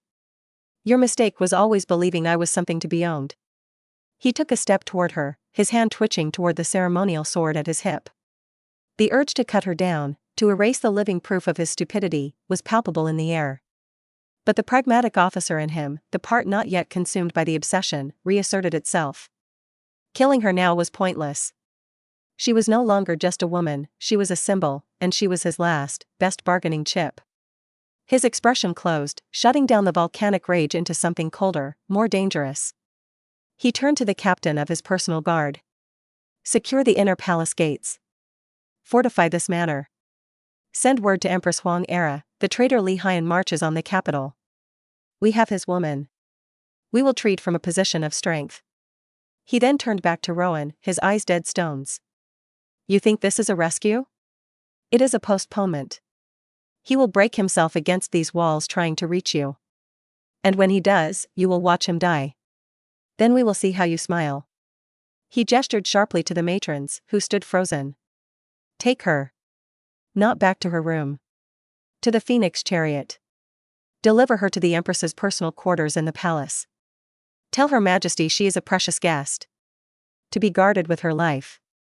The irony in his words was as sharp as a blade. As the matron seized her arms again, Rowan's moment of triumph tempered. The palace. The Empress. She was being moved from the lion's den to the dragon's lair. Huang Era was not a spurned lover, she was a political animal fighting for her dynasty's survival. Rowan's value as a hostage had just skyrocketed. She was dragged from the ancestral hall, away from the crumbling wedding, past her stunned parents. As she crossed the threshold, she heard Myung roar at his officers, "And bring me the prisoner from the water. I have questions for that actor." The double. Her heart clenched. His part was over, and the price for his performance would be severe. She sent a silent apology into the chaos behind her. The journey to the palace was a blur of closed litters and heavily guarded passages through secret gates. The Phoenix chariot was a sealed, opulent box that smelled of the Empress's signature sandalwood perfume. Rowan was alone with the cloying scent and the thunder of her own thoughts. Caspian was here. He was alive, he was powerful, and he was laying siege to the capital for her. The knowledge was a sunburst in the darkness of the past weeks. But it also painted a target on both their backs larger than ever. The litter stopped. She was led into the heart of the imperial palace, to a secluded, heavily guarded wing reserved for the empress. The doors to the royal chambers opened, and Rowan was thrust inside. The room was a paradox. It was stunningly opulent, filled with treasures from across the empire, jade screens, gold lacquer furniture, tapestries of mythical beasts. But it was also in disarray. Shattered vases littered the floor. Scrolls were torn and scattered. The air was thick with the same sandalwood, now undercut by the sour tang of fear and madness. And in the center of it all, clutching her swollen abdomen, stood Empress Huang Era. She was younger than Rowan expected, but her beauty was hardened by fury and desperation. Her eyes, a sharp, intelligent black, raked over Rowan in the gaudy wedding robes with a look of utter contempt. "So," the Empress hissed, her voice like silk over broken glass. "You are the root of all this chaos." The little merchant's daughter who turned the head of a general and a prince. She took a step closer. "My nephew lost his mind for you. And that hidden viper, Li Hyan, dares to raise an army for you. Tell me, what magic do you possess?" Rowan met her gaze, letting the absurdity of the bloody wedding robe speak for itself. "No magic, your majesty. Only the misfortune of being a piece in a game played by men who overestimate their own cleverness." The Empress's lips curled. "A piece? You flatter yourself. You are a trigger. A pretext." She paced, her hand never leaving her belly. "But a useful one. As long as you breathe, Li Hyan's army is on a leash. He cannot storm the palace without ensuring your death first." She stopped and smiled, a chilling expression. "So you will stay here, with me. My personal guarantee of safety. And together, we will watch as your would-be savior learns the price of defiance." Rowan looked around the beautiful, broken room, at the mad, calculating woman who held the future of the empire in her womb and the immediate fate of Rowan in her hands. She was in the most secure prison imaginable, at the mercy of the most dangerous woman in the realm. The wedding was over. The siege had begun. And the final, most deadly act of their drama was now set within these gilded walls. Rowan squared her shoulders beneath the heavy scarlet silk. The time for acting was over. Now was the time for survival, and for witnessing the endgame of the storm she and Caspian had unleashed. The Empress's chambers were a gilded cage within a stone fortress. Days bled into a suffocating routine of tense, watchful silence punctuated by Huang Era's volatile outbursts. The Empress was a woman unraveling, her pregnancy a ticking anchor in a sea of political ruin.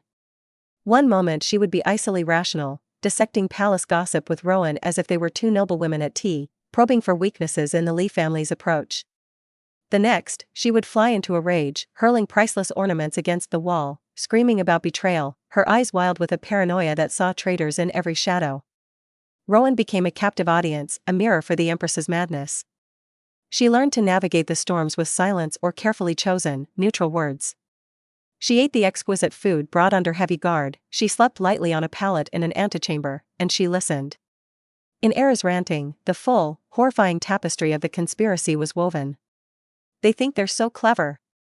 Era spat one afternoon, clutching a jade figurine of a mother and child so tightly her knuckles were white. The old emperor, fawning over that sickly first wife of his, pouring all his love into her brat. And when she conveniently died in childbirth, the child stilled with her, she laughed, a brittle, ugly sound. A perfect tragedy. The noble Li family, so honorable, volunteering to privately inter the tiny, cursed body to spare the emperor's grief. No one saw the switch. No one questioned the closed coffin. Rowan's blood ran cold. She sat perfectly still, her face a mask of detached interest, while inside, the pieces of Lord Lee's cryptic words, "The brightest flame, whose child could you possibly be?" clicked into a devastating, monumental hole. For 19 years, Era whispered, her voice dropping to a venomous hiss, they raised that boy in plain sight. Drenched him in wealth, made him untouchable, a spoiled little prince of commerce while my family, the Shahs, bled on battlefields to secure this empire. And all the while, the emperor waited. Bided his time. Let my father surrender the Shah military power piece by piece for the honor of my place on the throne, all while grooming his real heir in secret. She launched the jade figurine. It shattered against a pillar, the mother's head snapping off and rolling to a stop at Rowan's feet. My sons, Era choked, her hand on her belly. My first 2 beautiful boys. Childhood illnesses. A convenient fever. A fall from a horse. Never strong, the physician said. Her eyes, burning with decades of suppressed fury, locked onto Rowan. Do you believe in that many coincidences? With the Lee physicians always so eager to help. Rowan now understood the true, festering heart of the rebellion. It wasn't just ambition. It was a preemptive strike born of generational terror. The Shahs had clawed their way to power beside the emperor, only to discover they were mere placeholders, their bloodline destined for the chopping block the moment the hidden prince came of age. Era's pregnancy was a desperate, final gamble to create an heir the emperor couldn't ignore, to secure the Shah line before Caspian, Li Haiyan, could be revealed. And your nephew? Rowan asked softly, daring to stir the pot. General Zhang. Where did he fit in this? Era's mouth twisted. Myang was meant to be the sword. The loyal Shah blade to cut the Gordian knot. Secure the capital, eliminate the Li heir, and present a fait accompli to the emperor, a stable transition to a new, Shah-blooded generation, with a victorious general to ensure peace. She sank onto a divan, exhaustion overwhelming the rage. But he got sentimental. Greedy. He saw you, a tool, and wanted it for himself. He let his obsession cloud his duty. And now the sword is broken, and the Shadow Prince is at our gates. The sound of distant combat, which had been a constant, low-grade thunder for days, suddenly swelled. Shouts, clearer now, echoed from the outer walls. The distinct, rhythmic thump of a battering ram. The Li army was no longer just besieging, it was assaulting the inner palace. Era's head snapped up, fear finally cutting through her madness. She looked at Rowan, and in that look, Rowan saw the plan solidify. She was no longer just a hostage, she was a human shield, Era's personal ticket out of the collapsing fortress. Guards! Era shrieked. 4 of her most loyal, stone-faced palace guards entered instantly. The traitor's whore is attempting to escape. Era declared, pointing a trembling finger at Rowan. She has attacked me. Seize her. It was a transparent, desperate lie, but it was the pretext Era needed. The guards advanced. Rowan backed away, her mind racing. There was no reasoning with them. She was a prop in the Empress's final, deadly performance. As the first guard grabbed her arm, Rowan did the only thing she could. She didn't fight the grip. She used it. She let herself be pulled forward, then dropped her weight suddenly, slipping partly from his grasp and stumbling into the Empress's prized rosewood vanity. Ornate bottles of perfume and cosmetics clattered to the floor. In the moment of confused noise, as the guard yanked her back upright, Rowan's free hand shot out and closed around the only weapon within reach, a long, sharp hairpin of forged silver, tipped with a pearl, that had fallen from the vanity. She palmed it, hiding it in the voluminous sleeve of the simple servant's robe she now wore. Take her to the sky terrace. Eric commanded, her voice rising over the growing din from outside. If the traitor's forces break through, make it clear she dies first. The sky terrace was a high, open platform used for imperial astrological observations. It offered a terrifying, panoramic view of the palace grounds and the city beyond. Smoke rose from several districts. The Li banners, the golden koi, were visible at the main gatehouse, which was engulfed in fierce fighting. The sound was overwhelming, war cries, metal on metal, the screams of the wounded. The guards forced Rowan to the terrace's balustrade. One produced a length of coarse rope. They were going to tie her to the railing, a living banner of their defiance. This was her moment. If they secured her, all was lost. As one guard moved to bind her wrists, Rowan acted. With a cry of feigned, stumbling terror, she twisted toward the guard holding her, as if trying to break free. As she did, she drove the hidden silver hairpin deep into the meat of his thigh. He roared in surprise and pain, his grip loosening. Rowan shoved him backward into the second guard. In the precious seconds of confusion, she didn't try to run for the stairs, they were blocked by the other two guards drawing their swords. Instead, she did the unthinkable. She climbed onto the stone balustrade. The wind whipped her ragged robes and shorn hair. The drop was 100 feet onto unforgiving flagstones. The guards froze, unsure. Their orders were to keep her alive as a threat, not to let her leap to her death. "Stay back!" Rowan shouted, her voice carried away by the wind. She stood, arms out for balance, on the precipice. From this height, she could see the battle's tide turning. The palace gates were buckling. A concentrated force in brilliant, familiar gold was pushing through the breach, led by a figure on a white horse whose pale hair flashed in the sun. Caspian. Her heart swelled even as her knees trembled on the edge. She just had to buy time. Empress Era emerged onto the terrace, her face a mask of fury. "Get down from there, you fool. Your death is meaningless now." "Is it?" Rowan called back. "If I die by my own hand, you lose your shield. Your leverage vanishes. He will have nothing left to hold him back." She took a tiny, perilous step sideways along the balustrade, forcing everyone to watch her, to hold their breath. Era's eyes darted from Rowan to the advancing army below. She saw her strategy crumbling. In a final, mad gamble, she screamed at the guards, "Shoot her. Shoot her in the leg. Bring her down." One guard raised a crossbow, but he hesitated. Shooting a person balanced on a ledge was a recipe for a fatal fall. The distraction was enough. From below, a horn blast, different from all others, clear, commanding, and shockingly close, echoed through the palace. It was the signal of a breakthrough. The door to the stairwell behind the Empress burst open. Not with Lee soldiers, but with a handful of desperate, bloodied palace eunuchs and maids. "Your Majesty! The Phoenix Gate is lost. The loyal guards are surrendering. You must flee." Chaos erupted on the terrace. The guards, their discipline shattered by the news, looked between their empress, the advancing enemy, and the madwoman on the ledge. Era let out a wail of utter despair. Her hands went to her belly. All her plans, her lineage, her vengeance, everything was evaporating. She turned a look of pure, venomous hatred on Rowan. You ruin everything you touch." Then she did something Rowan didn't expect. She didn't order a final kill. She turned and fled back into the palace, her guards scrambling after her, abandoning the terrace. Rowan was left alone, trembling on the balustrade, the wind howling around her. The immediate threat was gone, but she was still stranded, exposed, and dizzy with height and adrenaline. The sounds of battle in the courtyard directly below ceased, replaced by the sounds of occupation, shouted orders, the clatter of armored feet securing the area. Then, a voice, raw and frantic, cut through the noise. "Rowan!" She looked down. Caspian stood in the ravaged courtyard, his golden armor dented and bloodied, his face upturned, white with terror. He had thrown aside his helmet.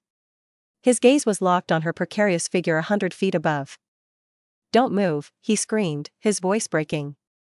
"I'm coming up. Do not move." But the sight of him, alive, here, shattered the last of her steely composure. The fear, the tension, the weeks of horror rushed in. Her legs buckled. She swayed dangerously on the ledge. A collective gasp rose from the soldiers below. Caspian didn't wait.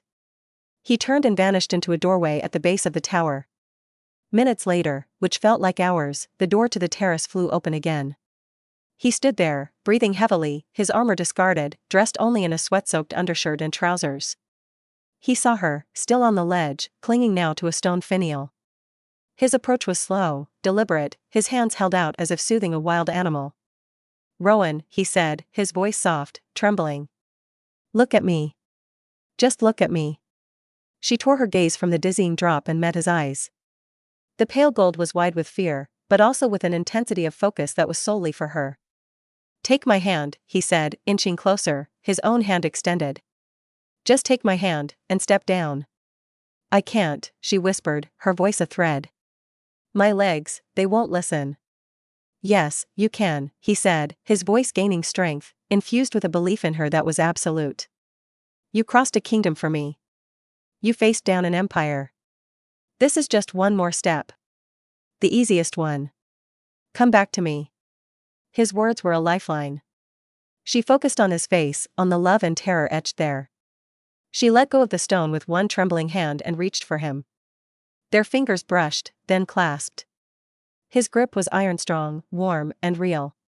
He pulled, gently but firmly, and she half fell, half stepped off the balustrade, collapsing into his arms.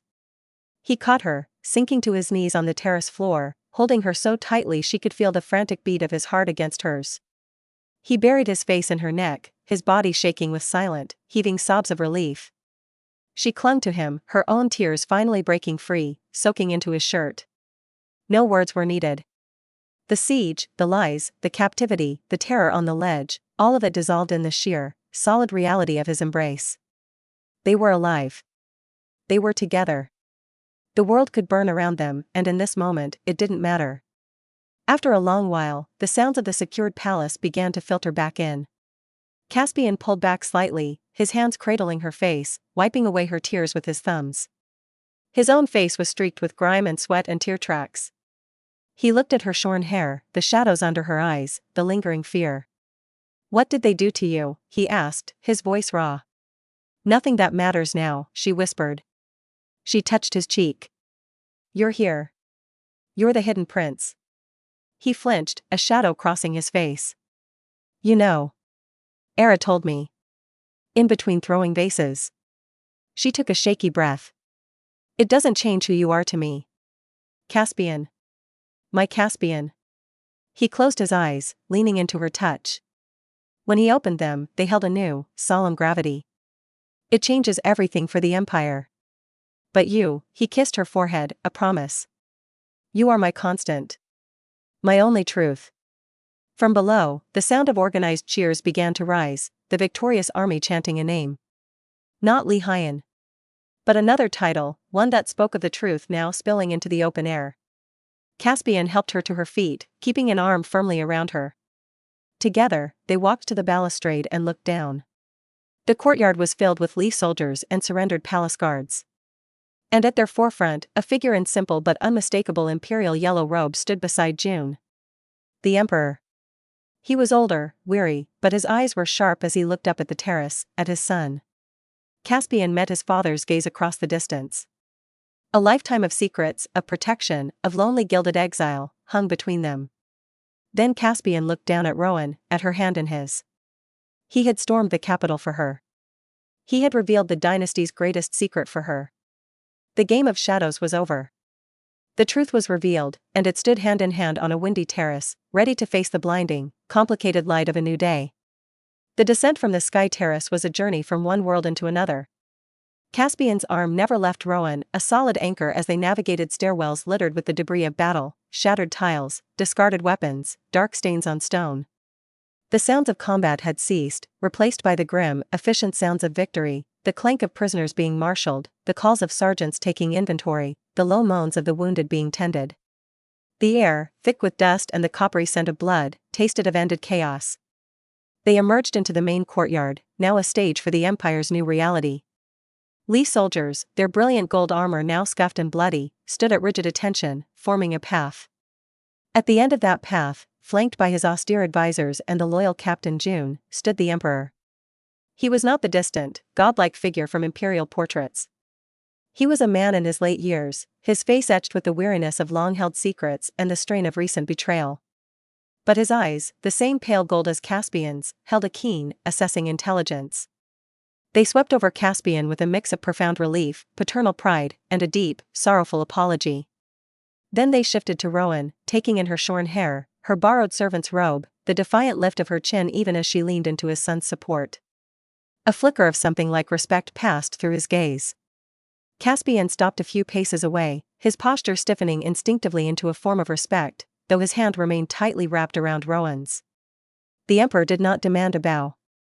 The rules had been rewritten. Father, Caspian said, the word sounding foreign and weighted on his tongue. The Emperor's composure cracked for just a moment, his eyes glistening. My son. He took a step forward, his hand rising slightly as if to touch him, then falling back to his side, constrained by a lifetime of secrecy and the watching eyes of hundreds. You are unharmed? I am, Caspian replied. His voice grew harder. She was not. The Emperor's gaze returned to Rowan. Co Rowan. The Empire owes you a debt it can never repay. Your courage, and your constancy, have preserved its future. Rowan dipped her head, her voice clear despite her exhaustion. I preserved my own future, Your Majesty. The Empire's benefit was incidental. A faint, surprised smile touched the Emperor's lips. Honest, even now. A rare quality. He turned back to Caspian, his expression turning to the business of state. The Shah forces are routed. The capital is secure. Huang Era has been apprehended in her chambers, attempting to, he paused, a flicker of disgust crossing his face. To conceal her condition with poisons. She and the child are under guard and will face judgment.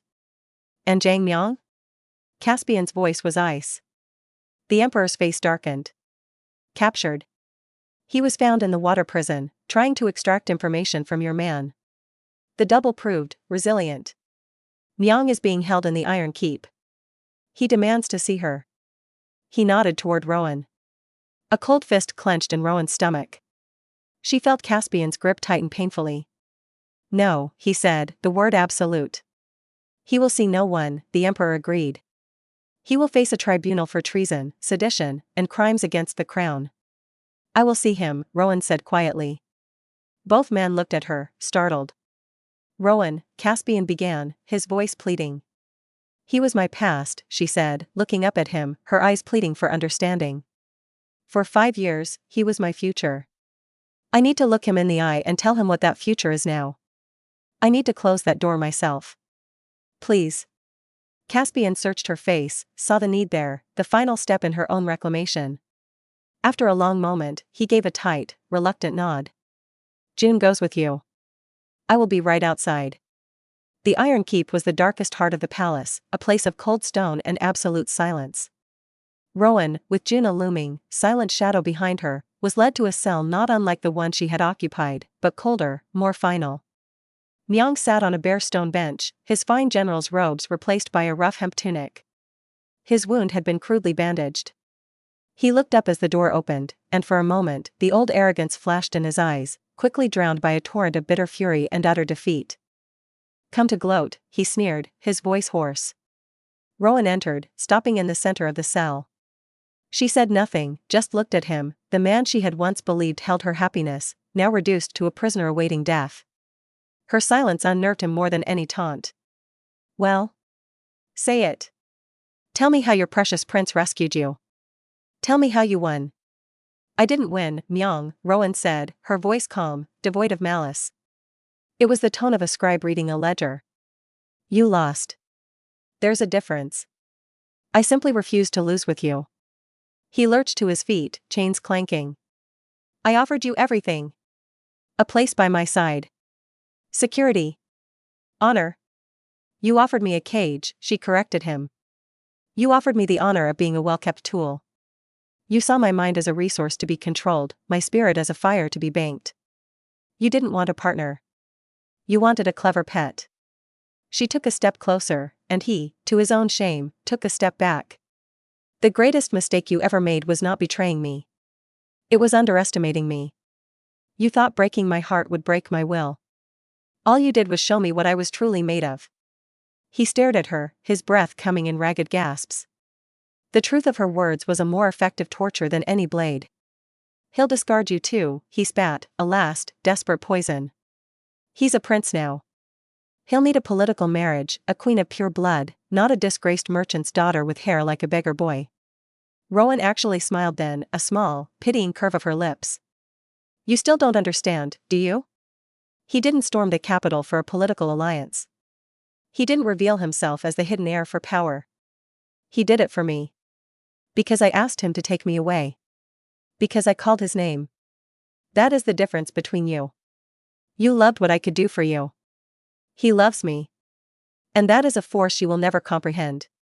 She saw the final light of hope, the last delusion, die in his eyes. He truly understood then. He had not been defeated by a rival general, but by a love he had considered a weakness. It was the most complete defeat imaginable. "What will happen to me?" he whispered, the arrogance gone, leaving only a hollow shell. "That is for the Emperor to decide," Rowan said, turning to leave. She paused at the door. "But I will ask for clemency for your child. Yours baby is innocent of your sins. It will not pay for your ambition." She left him there, slumped in the silence of his own making. As the cell door closed, she didn't feel triumph. She felt empty, clean. A poison had been drained. Outside, in the antechamber, Caspian was waiting, pacing like a caged panther. He rushed to her, searching her face. "Are you all right?" She nodded, leaning into him. "It's finished." Later, in a cleaned and secured wing of the palace, they were summoned to a private audience with the Emperor. The formal throne room was bypassed for a small, book-lined study. The Emperor sat behind a simple desk, the Li family's dragon token resting before him. "Sit, please," he said, his demeanor that of a weary father rather than a sovereign. They sat. The Emperor looked at Caspian for a long moment. "For 19 years, I have loved you from the shadows. I placed you with the only family powerful enough to protect you, and loyal enough to raise you without greed for your true title. I watched you grow through their reports. I ached for every birthday I could not share, for every hurt I could not soothe." His voice thickened. "I allowed you to be lonely so that you could live. Can you forgive me?" Caspian's throat worked. The angry, neglected boy warred with the man who now understood the terrifying scale of the stakes. "He let me be unloved so I could survive. He chose the Empire's peace over my childhood joy." The thought was a storm in his mind. "I don't know if I can forgive," Caspian said honestly, his voice rough. "But I understand. The weight of the crown is not worn, it's carried in secret, in choices like that." He looked at Rowan, drawing strength from her presence. "But you asked the wrong person for forgiveness. The ones who paid the price were Lord and Lady Li. They lost their chance at a family for your secret." The Emperor bowed his head. "A debt I can never repay to them. But I can, and I will, to you. The throne is yours, Hyan. It has always been yours. The Empire needs its rightful heir, now more than ever." The moment hung in the air, immense and silent. The ultimate prize, fought over for decades, was being laid at Caspian's feet. He didn't look at the token. He looked at Rowan. He saw the faint, instinctive flinch in her eyes, the quick mask of support she tried to slide into place. He saw the future she feared, a life of suffocating protocol, of being the disgraced merchant's daughter in a court of wolves, of sharing him with the endless hunger of an empire. He reached out and took her hand, lacing their fingers together. Then he turned back to his father. "No," he said. The Emperor stared, disbelief etching his features. "What?" "The Empire needs stability. A clear line. It does not need a prince who was raised in secret, who knows more about trade ledgers than court rituals, and whose heart belongs not to the throne, but to a woman who would wither in its gilded cage." Caspian's voice was firm, certain. "You are the Emperor. You are respected, you are known. The Shah rebellion is crushed. Your authority is restored. Rule. Find a worthy heir from among the loyal houses in time. Or let the council decide. But my path lies elsewhere." "You would refuse the throne?" The Emperor was astounded. "For what?" Caspian lifted their joined hands. "For a life. For her. For the freedom to build something that is ours, not a legacy of shadows and sacrifice." He offered a faint, wry smile. "You hid me to give me life. Let me now live it." A long, profound silence filled the study. The Emperor looked from his son's determined face to Rowan's stunned one. He saw the truth there, a love that had already toppled one general and revealed a dynasty. A love that valued the person over the prince. Slowly, a weight seemed to lift from the Emperor's shoulders. A sad, but genuine smile touched his lips. "Your mother," he said softly, "had that same fierce, inconvenient love for the world beyond the walls. Perhaps it is her gift to you, through me." He sighed, a sound of release. "Very well. The throne is not a prison sentence. I will not force it upon you." He picked up the Li token and held it out. "Then take this. Not as a prince, but as the head of the Li family. Rebuild Yanjin. Be my shadow shield once more, but in the light this time. Be prosperous. Be happy. And, he added, his voice dropping, visit your old father, when you can. Caspian took the token. It felt different now, not a burden of destiny, but a key to a chosen future. Thank you, father. Later, under a sky streaked with the violet and gold of twilight, they stood on a quiet balcony overlooking the healing city. The cries of victory had faded into a distant, peaceful murmur. Caspian stood behind Rowan, his arms wrapped around her, his chin resting on her shorn head. You gave up an empire, she whispered, leaning back into him. I traded a crown for my heart, he murmured into her hair. The price was a bargain. She turned in his arms, looking up at him. The last of the day's light caught in his golden eyes. The arrogance, the loneliness, the pain, it was all still there, but softened, overlaid with a peace she had never seen before. She saw the boy with the unopened gifts. She saw the man who had ridden through fire for her. Tears, the last of a long, bitter harvest, welled in her eyes. I was so afraid, she confessed, her voice breaking. In that cell, on that ledge. I was so afraid I'd never see you again. His own composure crumbled. The fear he had held at bay through battle and confrontation finally broke free.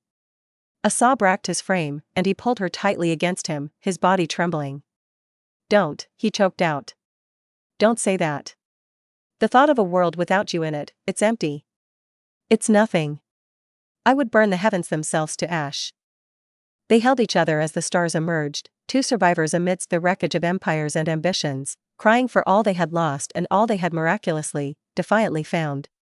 There were no more masks, no more titles, no more games. Just Caspian and Rowan, clinging to each other in the deepening dusk, their tears salting the wounds of the past and watering the fragile, hopeful seeds of a future they would build, not inherit, together. The world did not end with a bang, but with the soft, persistent rhythm of reconstruction. The fires in Yongjin were quenched, the scars on its pearlescent walls slowly being filled with pale new stone. In the capital, the trials were swift, somber affairs.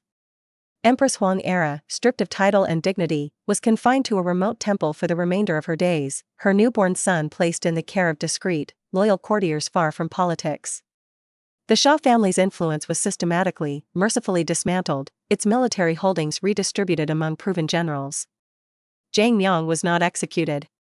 Caspian, true to his word, intervened. Execution would have made a martyr. Instead, Myong was sentenced to permanent exile on a barren, fortified island, tasked with garrison duty against pirate raids, a soldier's end without a soldier's honor. It was a living death, and perhaps the crueler punishment. Clara, widowed before she was truly wed, retired to a small estate in the countryside with her son, supported by a Li family stipend that ensured comfort but guaranteed obscurity. The Seo parents, broken by the collapse of their ambitions, quietly left the capital for their ancestral hometown, their social capital spent. The emperor ruled, his authority solidified by the removal of the Shah threat and the quiet, open acknowledgement of his hidden son who chose love over a crown. It became the empire's most romantic and politically stabilizing legend.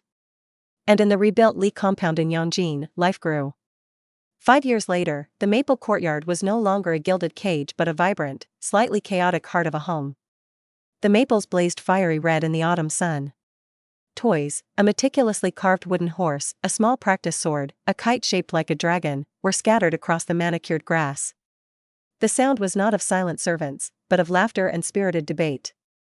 Inside the sunlit receiving room, Rowan sat at a rosewood desk, not with embroidery, but with a stack of ledgers from the newly established Jade River Trading Consortium, a venture that seamlessly merged Lee capital with her mercantile acumen, funding schools and infirmaries along the riverways. Her hair had grown back, now coiled in a simple, elegant knot at her nape. She wore a robe of deep emerald green, practical yet rich, a color that spoke of growth and stability. Across from her, Caspian, no longer Lord Li to her, always Cass, was trying, and failing, to teach their 5-year-old son, Li Wei, the basics of classical poetry. The boy, a solemn child with his father's golden eyes and his mother's intense focus, stared at the scroll as if it were a battlefield map. The lone goose seeks the southern pass, Caspian intoned with theatrical gravity. Why is it lone? Li Wei interrupted, his small brow furrowed. Did its family migrate without it? That seems poor planning. Or was it scouting? In which case, its focus is strategic, not lonely. Caspian blinked, then shot a look at Rowan, who hid a smile behind her ledger. He gets the logic from you, you know. The loneliness is metaphorical, my little general, Caspian sighed, ruffling the boy's dark hair. Metaphors are inefficient, Li Wei stated, pushing the scroll away. Mother uses numbers. Numbers are clear.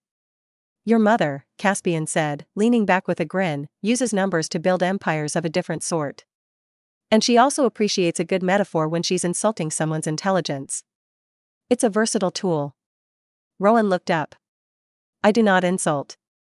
I provide precise character assessments. Li Wei slid off his cushion and walked to the window, his small hands clasped behind his back in a perfect mimicry of his grandfather, the emperor, during an inspection. He watched a servant struggling to corral the laundry lines in the breeze. Father, he said, without turning. Yes, Wei? In your daily life, could you and mother endeavor to exhibit a little more dignified stability? His voice was high, but his tone was eerily mature.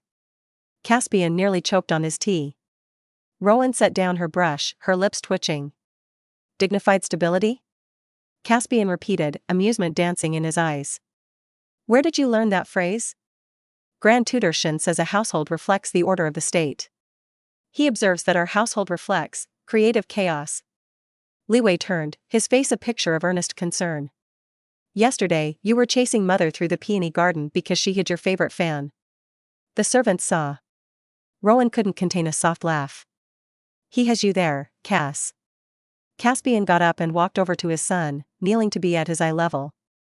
Li Wei, he said, his voice uncharacteristically gentle and serious. Your father once had the chance to be the order of the state. To wear a crown and be the definition of dignified stability. He glanced at Rowan, love warming his gaze. I gave it up for your mother. For the right to chase her through gardens, to argue with her over ledgers, to build a life that makes us laugh rather than just bow. Dignified stability is overrated. Joy is a much rarer and more precious currency. Li Wei absorbed this, his young mind grappling with the calculus of crowns versus joy. But Grand Tutor says, Grand Tutor Shin, Caspian interrupted, a mischievous glint returning, has never had to persuade a woman as brilliant and stubborn as your mother to marry him. His perspective is limited. Rowan joined them, placing a hand on Li Wei's shoulder. Your father is right, my love. The world has enough emperors and generals. It needs more people who know how to be truly happy. Even if it looks messy. Li Wei sighed, the weight of his family's peculiarity on his small shoulders.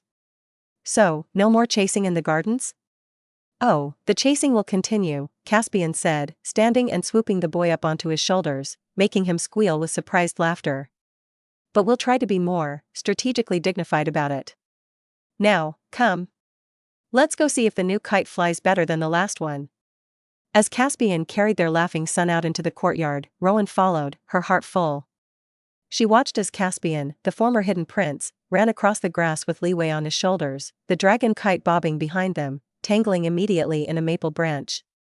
His laughter was free, unburdened, the lonely boy finally, completely, home. Later that afternoon, a different visitor arrived. The emperor, dressed in simple but exquisite traveling robes, stood at the edge of the courtyard, having dismissed his retinue. He watched the scene, his grandson now trying to instruct a patient gardener on a more efficient method for trimming bonsai, while Caspian was attempting to untangle the kite from the tree, complaining loudly about uncooperative aerodynamics. A soft smile touched the emperor's lips. He approached Li Wei, who immediately straightened and offered a perfect, miniature bow. Grandfather. Wei, the emperor said, his voice warm. He gestured to the tableau of his son and the tangled kite. A challenging campaign? Father lacks tactical patience, Li Wei reported soberly. He believes force of will can overcome physical laws. The emperor chuckled. A family trait. He placed a hand on the boy's head, his gaze drifting to the happy chaos. Then he leaned down slightly. Your father cannot be relied upon for matters of tedious governance, you understand. Li Wei nodded, a glimmer of understanding in his gold-flecked eyes. The future stability of our empire, the emperor whispered conspiratorially, will therefore fall to you. You must study hard. Master numbers and metaphors. Learn to manage creative chaos. Li Wei's eyes widened, the weight of a different, unasked-for future settling onto his small frame. He looked from his grandfather's solemn face to his father, who had just fallen out of the tree into a pile of leaves, laughing uproariously as Rowan scolded him with a smile in her voice.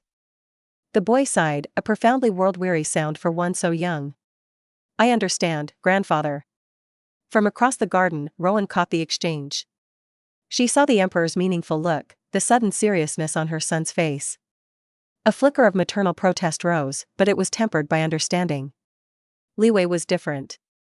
He had a solemn, ordering mind. The Empire would need steady hands like his one day. And he would have something neither Caspian nor she had truly known, a childhood filled with unequivocal love, a foundation of joy from which to shoulder duty. She walked over, slipping her hand into Caspian's as he brushed leaves from his hair. "Your father is recruiting," she murmured. Caspian followed her gaze, saw the scene, and his smile softened. "He's giving way a purpose. A different one." He squeezed her hand. "He'll be ready. And he'll have us to remind him to get leaves in his hair sometimes." As twilight painted the sky in peach and lavender, the Emperor departed. The family dined together, Li Wei now full of questions about tax reforms and border logistics for his grandfather, which Caspian answered with surprising depth between stealing tangy morsels from Rowan's plate. Later, in the quiet of their bedchamber, Rowan stood by the window, looking at the first stars. Caspian came up behind her, wrapping his arms around her waist, resting his chin on her shoulder. "A quiet empire," he murmured, quoting the chapter title she'd once given their story. "Our empire," she corrected, leaning back into him. "Messy, joyful, and ours." He turned her in his arms, his expression tender in the moonlight. "Do you ever regret it? Not being empress? All the power you could have wielded?" Rowan thought of the ledgers that built clinics, of the trade routes fostering peace, of her son's serious face lighting up when he solved a puzzle, of this man's laughter in the sunlight. She thought of the cold, calculating gaze of Huang Era, trapped in her gilded prison of ambition. "I have all the power I need," she said, standing on her toes to kiss him. "I have the power to make you smile. To build a legacy of substance, not just ceremony. To be loved, and to love, without strategy." He kissed her back, deeply. "My Rowan. My heart. My home." The thought brushed against her mind, warm and familiar.